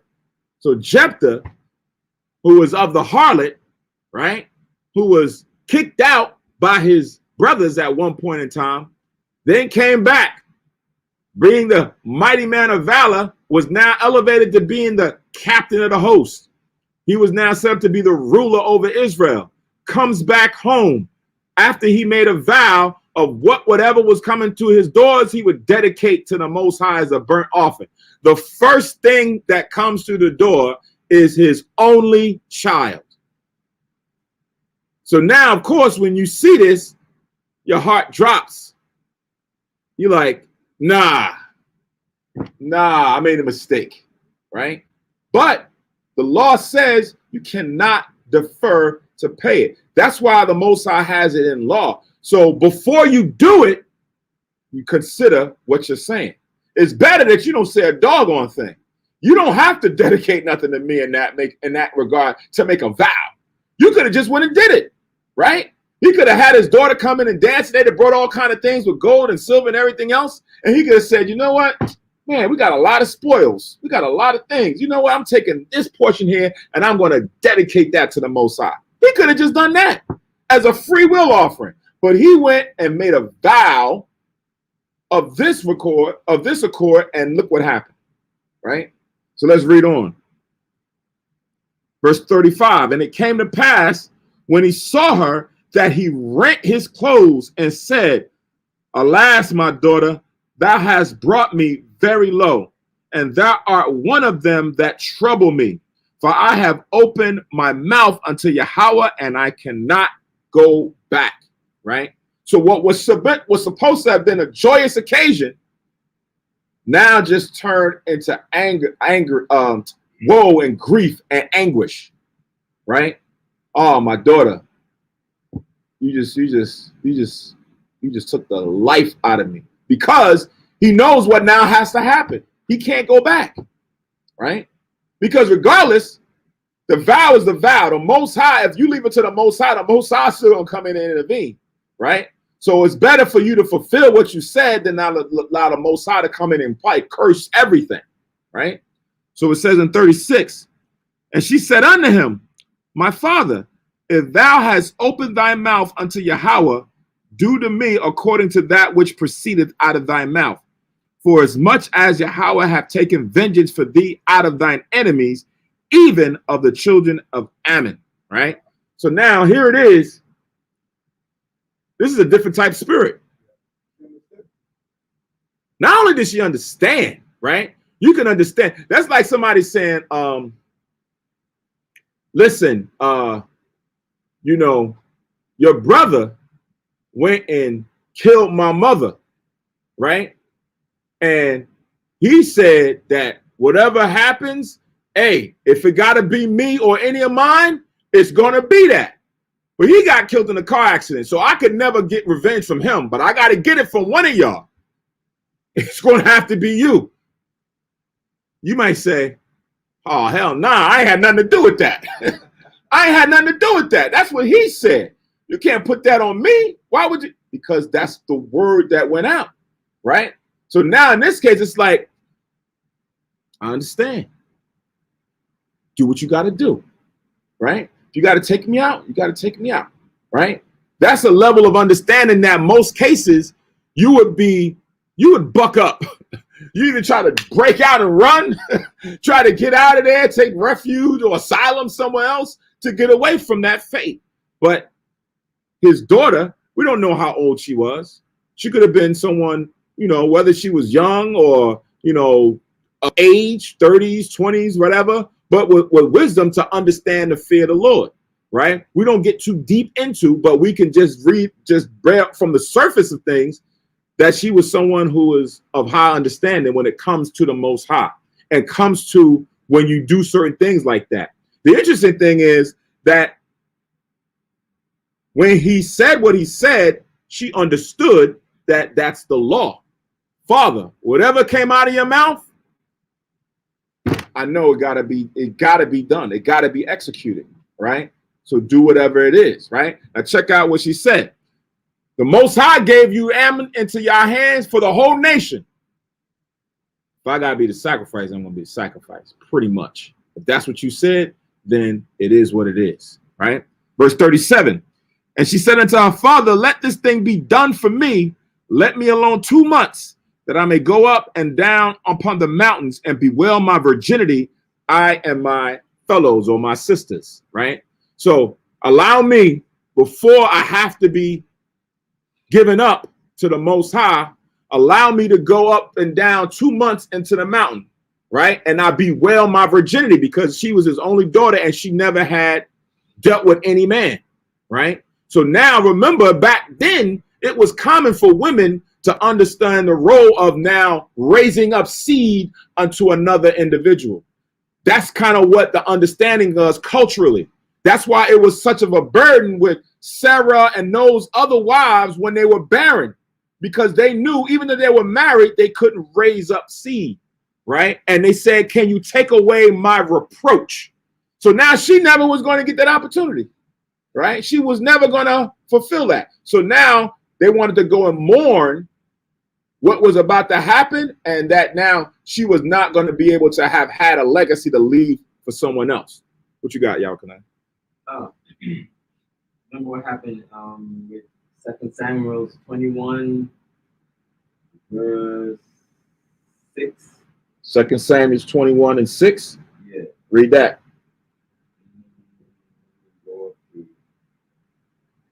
Verse 3.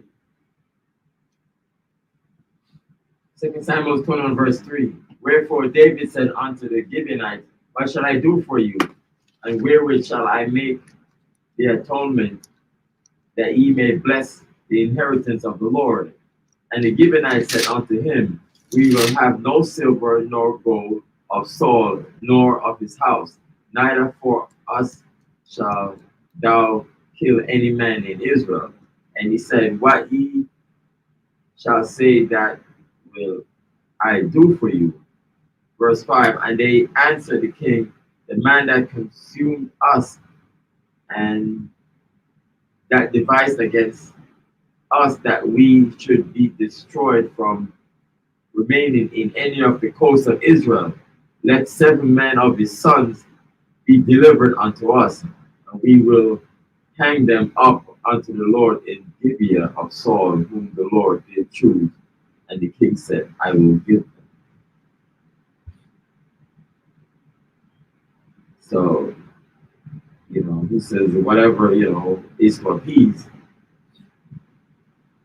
then, appease, he said that he will do. So give up, Saul's son, that he had to give them up, to appease, to appease that.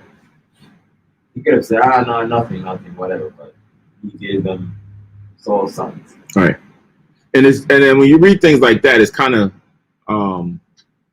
interesting when you think about the Most High and you understand how the Most High does intervene in certain affairs, right? The Most High didn't want to allow it. He could have sent the angel, or he could have came to him in a dream, or he could have came to him in a vision or what have you, or sent the seer or prophet to him and says, no, you're not going to do that, right? The Most High has another sacrifice, like how he did with Abraham, when Abraham was going to offer up Isaac, right? Nah, there's a sacrifice over there in the thicket. You ain't got to sacrifice your son. I was just proving you based on your faith. And that would stand throughout many generations up until today when it pertains to faith and how you now trust in the Most High over anything or anyone, right? Whether it be your mother, your son, your daughter, whatever, you trust in the Most High. So the Lord could intervene. But in this case, the Lord was now about to allow this to go through with this vow, because certain things have to be left as a testimony to allow us to understand the criticality of these laws, right? If the Lord did that and intervene every time, where it's like, listen, y'all kind of made a vow that he wasn't wise enough to realize what he said, and it's really not in his favor, but he really doesn't want to do it, and it may be to the detriment of someone else, his son or whoever else. The Most High come in and intervene, right? Nah, you ain't gonna sacrifice his son. Nah, you ain't gonna go and give up your son or do such and such. All right. Manashah did the same thing. Nah, I ain't got to do that. After a while, if you're reading the scriptures and you seeing this, you say to yourself, man, the Most High is kind of like, he got a soft heart. He ain't going to allow that to happen. It says that, but he ain't going to allow that to happen, man. You know how the Most High is. He just be saying that. No, in certain cases, the Most High is going to allow it to be done so that we now can realize how critical it is that we be careful of what we say, especially in a vow. because it may not go your way or what you thought it to be, and you got to fulfill it, right?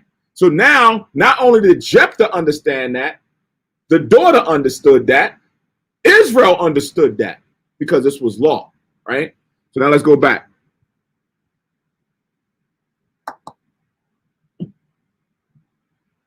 So verse 37 again, and she said unto her father, let this thing be done for me. Let me alone 2 months, that I may go up and down upon the mountains and bewail my virginity, I and my fellows. And he said, go. And he sent her away for 2 months. And she went with her companions and bewailed her virginity upon the mountains, right? So, you know, it was now this thing where for a 2-month period, all the women that was her companions went up there, consoled her, mourned, probably prayed, sang songs, whatever, during that whole period of time while they were with her, knowing that after that 2 months, she was now going to have to be delivered, right? Verse 39, and it came to pass at the end of 2 months that she returned unto her father, who did with her according to his vow, which she had vowed, and she knew no man, meaning he now went and made her a burnt offering, and at the time she still had never had sex with no man. That virginity is the actual virginity, not a young maid or a young woman. This is a woman who never laid with anybody. And it was a custom in Israel that the daughters of Israel went yearly to lament the daughter of Jephthah the Gileadite 4 days in a year, right? So now in the precept it says to go and talk, right? So it wasn't that they just went up and they cried 4 days straight, right? The lament sometimes is to bring into memory the remembrance of her. So they talked about her for 4 days every year. At a certain point in time, they went in and brought up, you know, stories about her and things that she stood for and kind words that she said and, you know, things of that nature. And then afterward, they went back, right? So the thing about it is I wouldn't understand, or you want to comprehend what is that like, you know, if they gave her some type of herbs or sedatives or whatever before she was now being offered up as a burnt offering and to not have to go through certain things. You know, and today when you go on death row, right? In the past, they used to electrocute your behind. You going through all kinds, you feeling the pain. Now they go and inject you. I think in some states in the South, they still have the electric chair as a form of execution. But I think in the majority of them, because some of them deemed it to be inhumane, they now just give you the injection. And the injection starts to slowly stop your organs, right, in a certain manner. I think it's 2 or 3 injections they give you. One to kind of, I don't know if it puts you to sleep, and then the other one begins to slowly shut down your organs. And then afterwards, then they come and they test you and they find out that your heart is stopped and now you're dead for a period of time. You're gone, right? They deem that execution to be humane, but in the past, they put the thing on your head, on your wrist, and everything else, and you see the smoke coming up when you watch. It's like, man, this is crazy. Right, but in this case, she had to be offered up. So it doesn't go into actually what they did prior to and during, but it's what it is. So how was she offered? Was she really hurt? That's why I said it doesn't go into. That's why I said, because if you just take somebody and put them on the altar, it's like that. That's kind of like, you know, with coals and things. It's kind of like dry. We don't know. Actually, it doesn't get you the specifics as to how it was done, but we know that she was made as a burnt offering before the Lord. That means she had to die. So back in the day, in certain culture, when somebody died, they literally would put them on a stack of wood and then burn it, Mm-hmm. right? So I would imagine, like you said, maybe they gave some kind of Right. herbs or something that relaxed her. Maybe she, you know, fell asleep or something. Right. And then it just Right. burned. Right. Because you would think, you know, those who are physicians who understood that, where you may have certain herbs that, you know, numb you or knock you out or do whatever. But still, I don't know, you know, I don't know if that's strong enough. That flame hit you, that thing, them cold hit you, you wake up. You're like, oh man. So again, and even with that, right? Even with that, when you try to put it holistically and understanding and saying, oh, dag, what happened with her? Why did she have to go through that, right? The spirit of things, I don't know, or we don't know what happened in the previous life that would have warranted that. Because remember, in my mind, the way I see it, the judgment that happens in the earth from the Most High, he has a higher level of vision, of understanding everything that everybody's done in their life that requires some form of judgment. So maybe generations back, she done something that would have now made that judgment to come in the third or fourth generation. That says, you know what? She's going to be burnt on the offering, on the altar for what she did before. She cursed and did such and such. Now here she comes in the regeneration or the reincarnation, and she becomes Jephthah's only daughter. And now she has to act. This is just hypothesis. We don't know, because certain times the Most High will give you that. Other times, the majority of the times, he doesn't. Right? So, what you were saying is in my mind, bring it back on Revelation 2012. Right? Something we did in the past. And then you say that as far as like a book only in terms of regeneration of the earth. mm-hmm. Then whatever of the most side chooses, then you decided to execute that judgment. Right. Whether it is that must be executed. Right. So that 2012 from the mind. About the books being open, and then the other book. Yeah. All right. So that was the 11th chapter. Now we're going to read on into the 12th chapter. It's not too many verses. We should be able to get through this. So this is Judges chapter 12 and verse 1. It says, and the men of Ephraim gathered themselves together and went northward and said unto Jephthah, wherefore passest thou over to fight against the children of Ammon, and didst not call us to go with thee? We will burn thine house upon thee with fire, right? So here it is. Again, Ephraim. Something's up with Ephraim, man. Ephraim is bugged out, right? Because when you jump back to Judges chapter 8, verse 1, they did the same thing to Gideon, right? Judges 8 and 1. And the men of Ephraim said unto him, why hast thou served us thus, that thou callest us not when thou wentest to fight with the Midianites? And they did chide with him sharply, right? So they came out aggressively to Gideon like, yo, why you go fight with them and you ain't even come and let us know, right? Because one would think that they want a piece of the action. They want a piece of the spoils of war, right? They was that tribe that always wanted to be in the midst and always wanted to get a piece of the action, right? So they got on Gideon and was upset at Gideon because he didn't. Now, Gideon, when you read it before, Gideon was a little bit more diplomatic. Gideon was a little bit more wise and was like, look, what do I have to do with you? Y'all got the best of things already. Y'all took this. Like, well, I didn't need to have called y'all. I'm nothing compared to y'all. Y'all is like, you know, the leaders of the northern tribe. Like, what am I? Come on now. Don't look at me like that. So, and it was like, you know what? Yeah, you're right. And everything was cool. So now they're hearing about this that happened with Manasseh and Jephthah. They're like, hold on, man. These guys think he's slick. We're not gonna go step to him, right? So now they coming and stepping to Jephthah about why he didn't do it, and now they threatening him. We about to burn your whole house down with you in it, right? It's like, dang, for real? Verse 2, and Jephthah said unto them, I and my people were at a great strife with the children of Ammon. And when I called you, you delivered me out of their hand, or you delivered me not out of their hands. So we was in the strait. None of y'all came and helped. We sent out messages to the tribes. Nobody listened. Nobody said, what? All right, we're going to arm up men. I said, man, get out of here. Get. Y'all didn't come and help me. Now that I went and fought and won, now you mad? Verse 3. And when I saw that ye delivered me not, I put my life in my hands and passed over against the children of Ammon. And Yahweh delivered them into my hand. Wherefore then are you come up to me this day to fight against me? So no one would help me.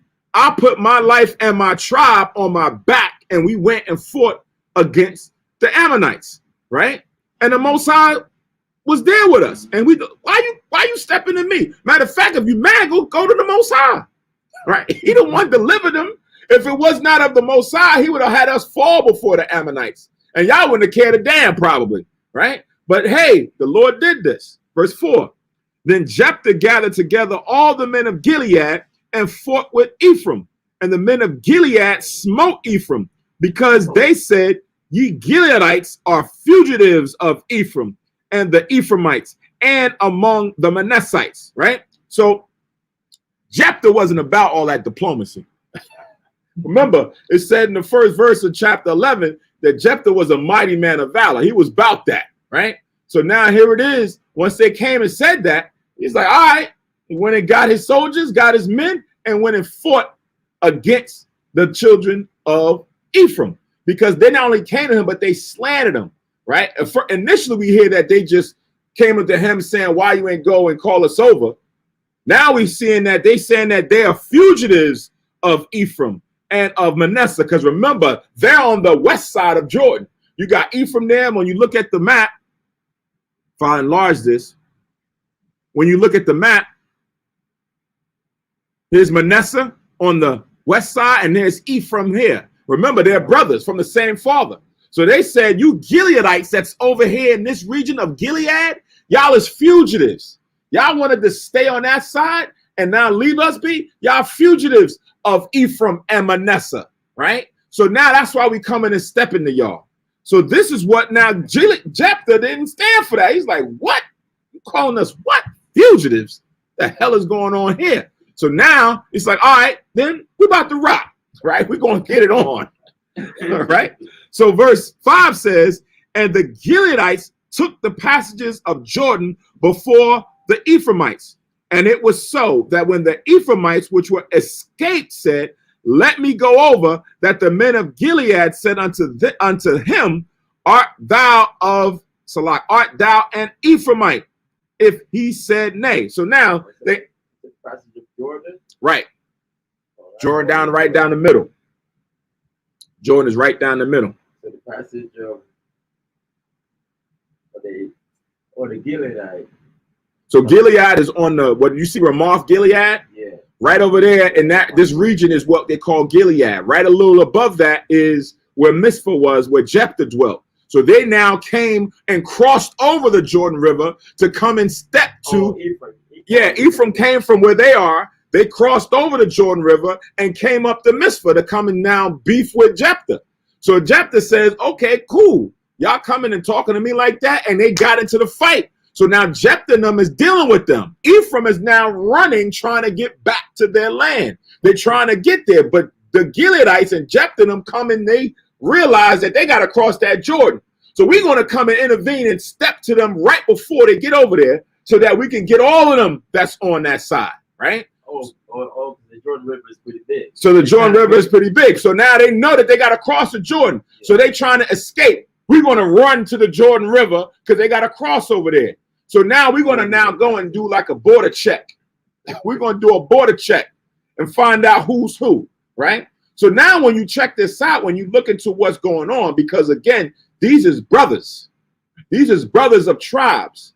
But now by what they're about to do, you're going to now know that sometimes it's not easy to distinguish one tribe from another, right? Remember, they're from the same father as far as from Joseph, Ephraim and Manasseh, and they dwell near each other.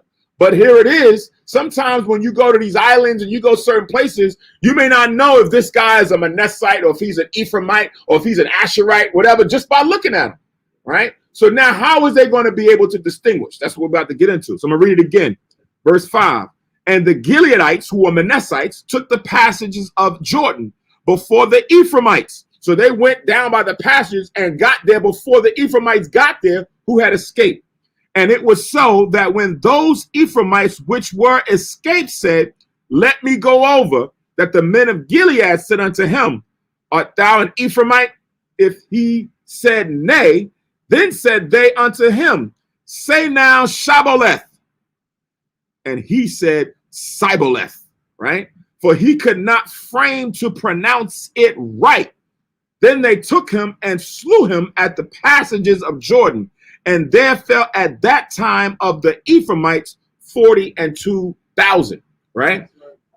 So now here it is. What happened is the tribes have different dialects, right? So they knew, just like Benjamin, we know Benjamin can't pronounce H words, right? They can't say hot. They say halt, right? Alt, right? They drop the H. So now here it is. It was today's time, and we now beefing with Benjamin, and now they trying to run and get out, and we standing over there on Erie, and here they come. We like, yo, where you from? Oh, I'm from Judah. You from Judah? Let me hear you say hot. And the brother's like, damn, this mine. He like, damn, brother, let me hear you say hot. Get him. So the same thing happened between Ephraim and Manasseh. Manasseh knew that according to the dialect that they had at that time, Ephraim could not pronounce this word in the proper context that they knew it to be. They dropped the H, just like Benjamin dropped the H. And they fell on this guy, right? So now they said 42,000 of these Ephraimites that crossed over died during that period of time for stepping to Jephthah and the Manassites wrongly. Because if they go back to Ephraim, they can get more men. Yeah. The Most High allowed this to happen. And Most High allowed this to happen. Exactly. Because you know there's certain times when the tribes fight that the Most High intervenes, right? The Most High sometimes will intervene and say, nah, you can't go fight against them. Especially when it came to the time when the southern tribe and the northern tribe, when the southern tribe was setting up to worship the Most High, and they were sending out letters like, look, y'all should come down and worship the Most High. It's like, nah, we're going to stay up here and worship at these two false altars and groves that we set up. And that was pissing them off. And they said, yo, man, we about to go and fight against. And Most High was like, nah. Most High intervened and stepped and said, nah, you're not going to go and kill your brother like that. So sometimes he'll intervene, and other times he'll allow it to go down, right? Because, again, that sometimes some of these men is wicked anyway, right? Like how we just read, Jephthah had vain fellows that followed him when he went to the land of Tob. Sometimes these men are following a wicked or vain individual, right? What is the saying that Yahushua said? The blind lead the blind. They both shall, all of them shall fall in the ditch. Time they got this guy, because you know it don't make sense. Why would you go and fight against a beef with this brother because he's defending his land? These Ammonites came into his land to fight against him. Shouldn't he defend himself? But there's like, nah, man, you should have called us. And for that, pride and arrogance caused all 42,000 of them to die. Huh? He's got a precept? All right. Just like all the most I said in Hosea 4:17. Right? It says, Ephraim is drawn to idols, let him alone. Mm-hmm. So it's like, they join to his like, kind of leave them alone. You want to go and teach them, but I have it so big, the most I like leave them alone. Right. For now anyway. Yeah. You can't go in their house, tearing up their idols and throwing this stuff all over the place, Yeah.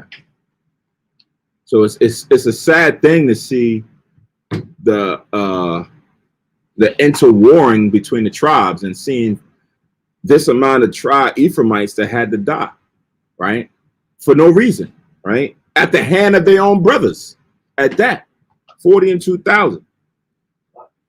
So let's read on. It says, verse 7, and Jephthah judged Israel 6 years. Then died Jephthah the Gileadite, and he was buried in one of the cities of Gilead, right?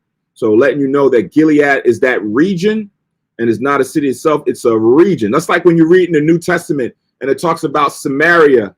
I forget the other region, right? These are northern and southern regions that Yahushua and the prophets went through without Israel. And within those regions, there's different cities. Sometimes you'll hear them called countries, right? Lands and countries, lands, regions. The land of Samaria, the region of Samaria, the country of Samaria, what have you. So because it's a vast area with many different cities that dwelt in them. So he was buried in one of the cities of Gilead. It doesn't tell you which one in this chapter. It says in verse 8, And after him, Ibzan of Bethlehem judged Israel. And he had 30 sons and 30 daughters, whom he sent abroad, and took in 30 daughters from abroad for his sons. And he judged Israel 7 years. Man, this guy has 60 kids and went out and found daughters for his sons, 30 daughters for his 30 sons. Man, Ibzan. That's a lot. That's a lot. Of today's times for you to have 60 children, 30 and 30, you'd have to be independent, self-sufficient, living on the land with property, with agriculture, crops, and cattle and things, so that you don't have to rely on someone else and be working to get all this food and substance to feed your family. Can't do that nowadays. You got people who got 2 kids, 3 kids. It's hard, let alone 60. You got 60 kids, man. What? Some people, the brother we're reading about in verse 8, Judges 12 and 8, 30 sons, 30 daughters. So some people can do this, right?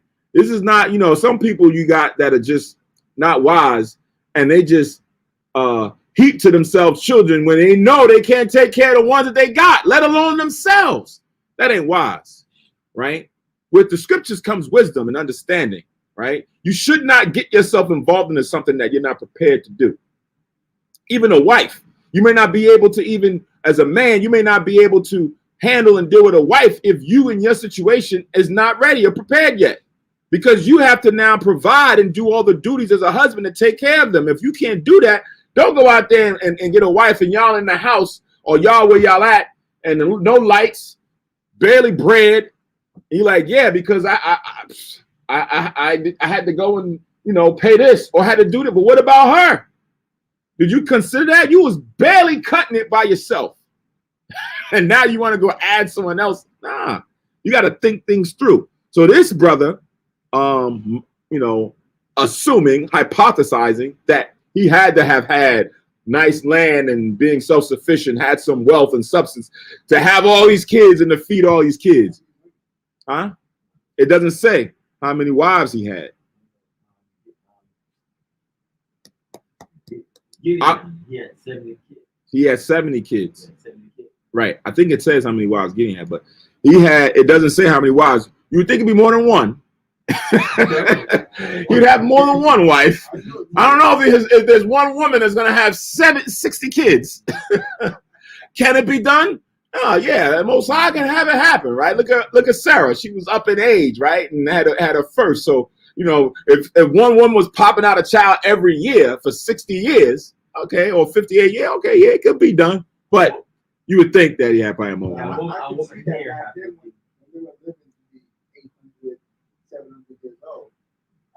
Or even 100 years old, 120 years old. This woman here, she has like 15 kids. One would think that Sarah's body wasn't going to be able to take just to have the one child, because she was up there in age. Today, when you are about 45, 50, they say, listen, that's why they always tell women your clock's ticking. Your biological clock, where you're going to be fertile and you're going to have enough strength to have a child, is ticking. You get past a certain age, science, Esau, man will say, you're 50 years old, really, you can't have a baby. Now, are there cases where people have had them? Yes, there are, but they're limited, right? You have grandmothers who may say, hey, I'll carry my grandchild because of whatever situation going on with my daughter. She can't have kids. They have now artificially inseminated the things into grandmothers. But now you start getting 60 years old and 70 years old and 80 years old, you're going through menopause and all that, things is different, right? But back then, the Most High, miracles can happen. The Most High can have whatever he chooses to have happen with an individual, such as like a Sarah, who laughed when they said, me? I'm going to have come on, you know how old I am? I'm past that stage. Nah, you're going to have one, and he's going to be a patriarch for the nation. So, yeah, this brother, I don't know how many wives or if it was one, but still 60 kids. Yeah, He was blessed. He was fortunate. But it says he judged Israel for 7 years. Verse 10, then died Ibzan and was buried at Bethlehem. And after him, Elon, a Zebulonite, judged Israel. And he judged Israel 10 years. And Elon the Zebulonite died and was buried in Aijalon in the country of Zebulun. And after him, Abdon the Hillel, a Parathonite, judged Israel. Right? It says that as he's a civil judge on the northern east of Israel. It says, and he had 40 sons and 30 nephews that rode on 70 ass colts, and he judged Israel 8 years. Right? So this individual was a reputable person, right? Because it says he had 40 sons, and he probably also now had underneath him his 30 nephews. It says that rode on 70 ass colts, 70 ass colts. We know from Yahushua and how he came into Jerusalem, he came in on a what? An ass or a colt, which symbolized like a king or a ruler. Back then, that's what they used to have done, right? That a king came in on an ass or a colt, a white one at that, right? Was symbolic of rulership. Today, you don't do that. They give you a Maybach, bulletproof, whatever, right? You get a, what do you call those cars? I don't know, whatever, huh? The Beast or those $3 million cars. A lot of these guys, that's their new form of transportation that kind of symbolizes royalty, right? Bugatti, $3 million, a $3 million Bugatti or a Rolls Royce. You ride down the street in a Rolls Royce. Back then, it was on a coat. Somebody say something? Somebody say something? I thought I heard somebody in the chat. But if they wear, they wrote an ad, but the people can see them. Mm-hmm. Not like they wear something you don't see it. All right. You roll that they can see. I mean, you could ride like in a limousine and stand up out the sunroof of the limousine, everybody see you. But again, this is custom, right? This is something that, you know, Israel, and not only Israel, other nations did the same thing. I think some of the Elamite countries did the same thing, where they would allow their kings to come in on an ass or a colt to come through the city as a pomp and circumstance, where you're now showing your royalty. Remember a few weeks ago, months ago, they brought the pharaoh's dead bodies out of the tomb in a caravan. The Egyptians did that. A few weeks ago? Yeah. No, I didn't see that. Yeah, then they got the Sabbath, what do they call it? Their tomb. They brought them out in these expensive caravans. They brought them out, the pharaohs and stuff like that. Mm. Yeah, the Egyptians did that to their pharaohs, their dead pharaohs. So why did they? So what, they went and excavated the tomb and then brought the casket or the mummified bodies out to then just prostrate through the city? And what was they going to do? Put it in like in a museum or something? Something like that. But they reverence their former leaders like that. All right. But even now, you have certain leaders,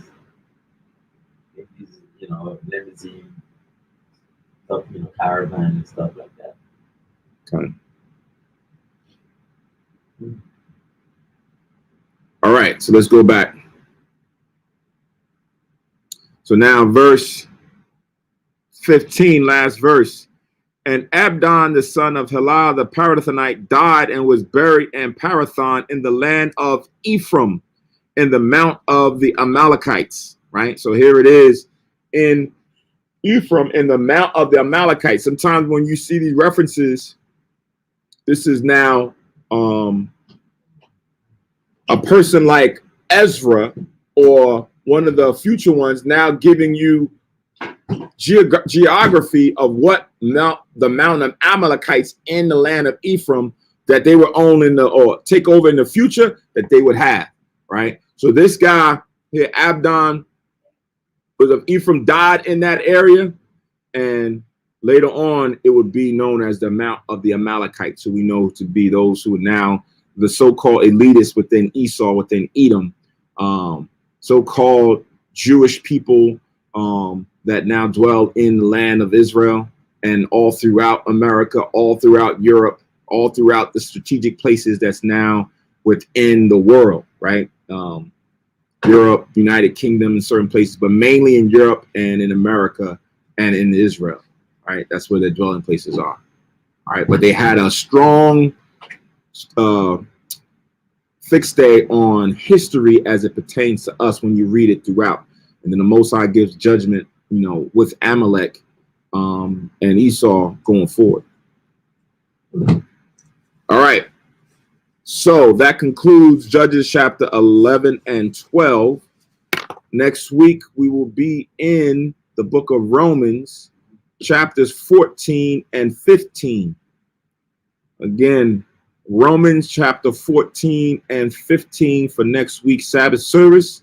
And then also don't forget, tonight, sundown will be the new moon, 5th new moon service.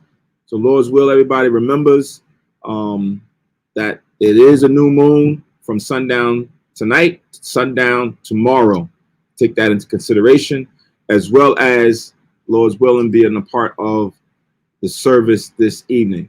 All right, so we hope to start, I don't know what time, we hope to start around sundown. I think the sun sets here around 8, so let's hopefully Most High's will around 8:30. We were looking to start the a new moon service. So hopefully everyone was able to get the understanding, the precepts, enjoy the history and the storyline that's in the scripture. Sometimes it can be entertaining. It can be, you know, a little hurtful, like with Jephthah's daughter, that she had to go through that, and understanding what that meant for her and the family and him at that time. We can understand the anger and the anguish about certain things that we read in the 12th chapter, but it's good to understand, because these are now testimonies for us to learn from, to draw on when we now go through our own situations and circumstances, to now be able to make wise and righteous decisions on how we should act or do in those times. All right. So with that, I'll say shalom. Most High's will. We'll see or hear everybody tuned in for the service this evening. I want to give all praise, honor, and glory to the Most High, Yahweh Shah, for the knowledge, wisdom, and understanding brought out during the Sabbath service. Lord's will, everyone has a remaining Tawab or good Sabbath day, and we'll see each other during the service. So everyone stay tuned for the closing prayers.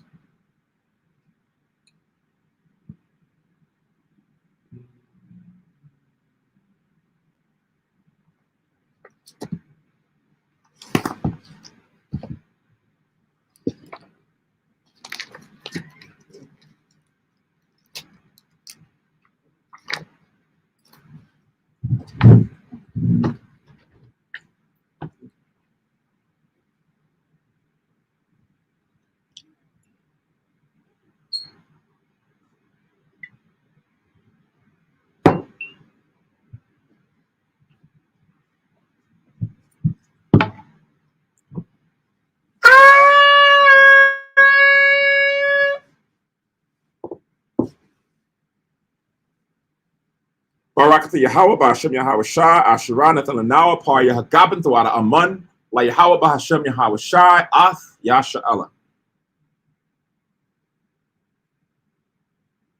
In the translation, blessed are you, Yahweh, in the name of Yahweh Shai, or the Most High, in the name of Christ, that gives us the fruit of the vine. Thank you, so be it.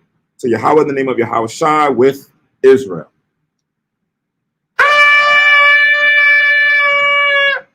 I madu upon you, all Jerusalem, stand and face Jerusalem.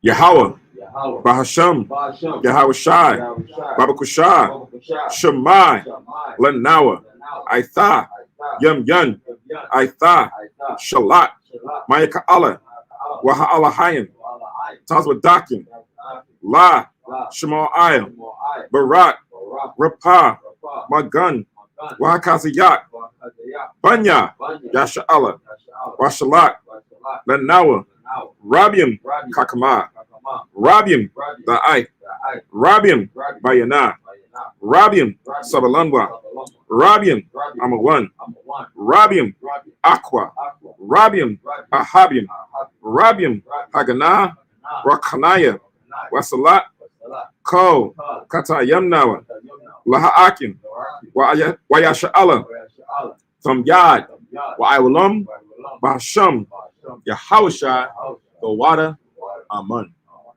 English translation. Most High, in the name of Christ, Yahweh, in the name of Yahweh Shai, please listen to us now, right now. Send Michael and the righteous powers of angels to watch over, bless, heal, protect, and make strong the children of Israel. And send to us much wisdom, much knowledge, much understanding, much patience, much faith, much brotherhood, much love, much spiritual protection. And forgive us all our sins for the brothers and sisters in Israel, always and forever. In the name of Yahweh Shai, thank you. So great. Four corners prayer. Yahweh, Yahweh, Bahasham, Ba'asham, Yahweh Shai, Yahawshah, Barak Nawa, Barak, Now, Wayasha Allah, Wayasha'al, Wabath Yasaparim, Wabak, Yapor, Shema Yashrallah, Yahweh, Allah Haynawa, Yahweh Achad. All right. It says Shah Shabbat, happy Sabbath. Peace and blessings, Israel. Enjoy the remaining Sabbath day. Shalom.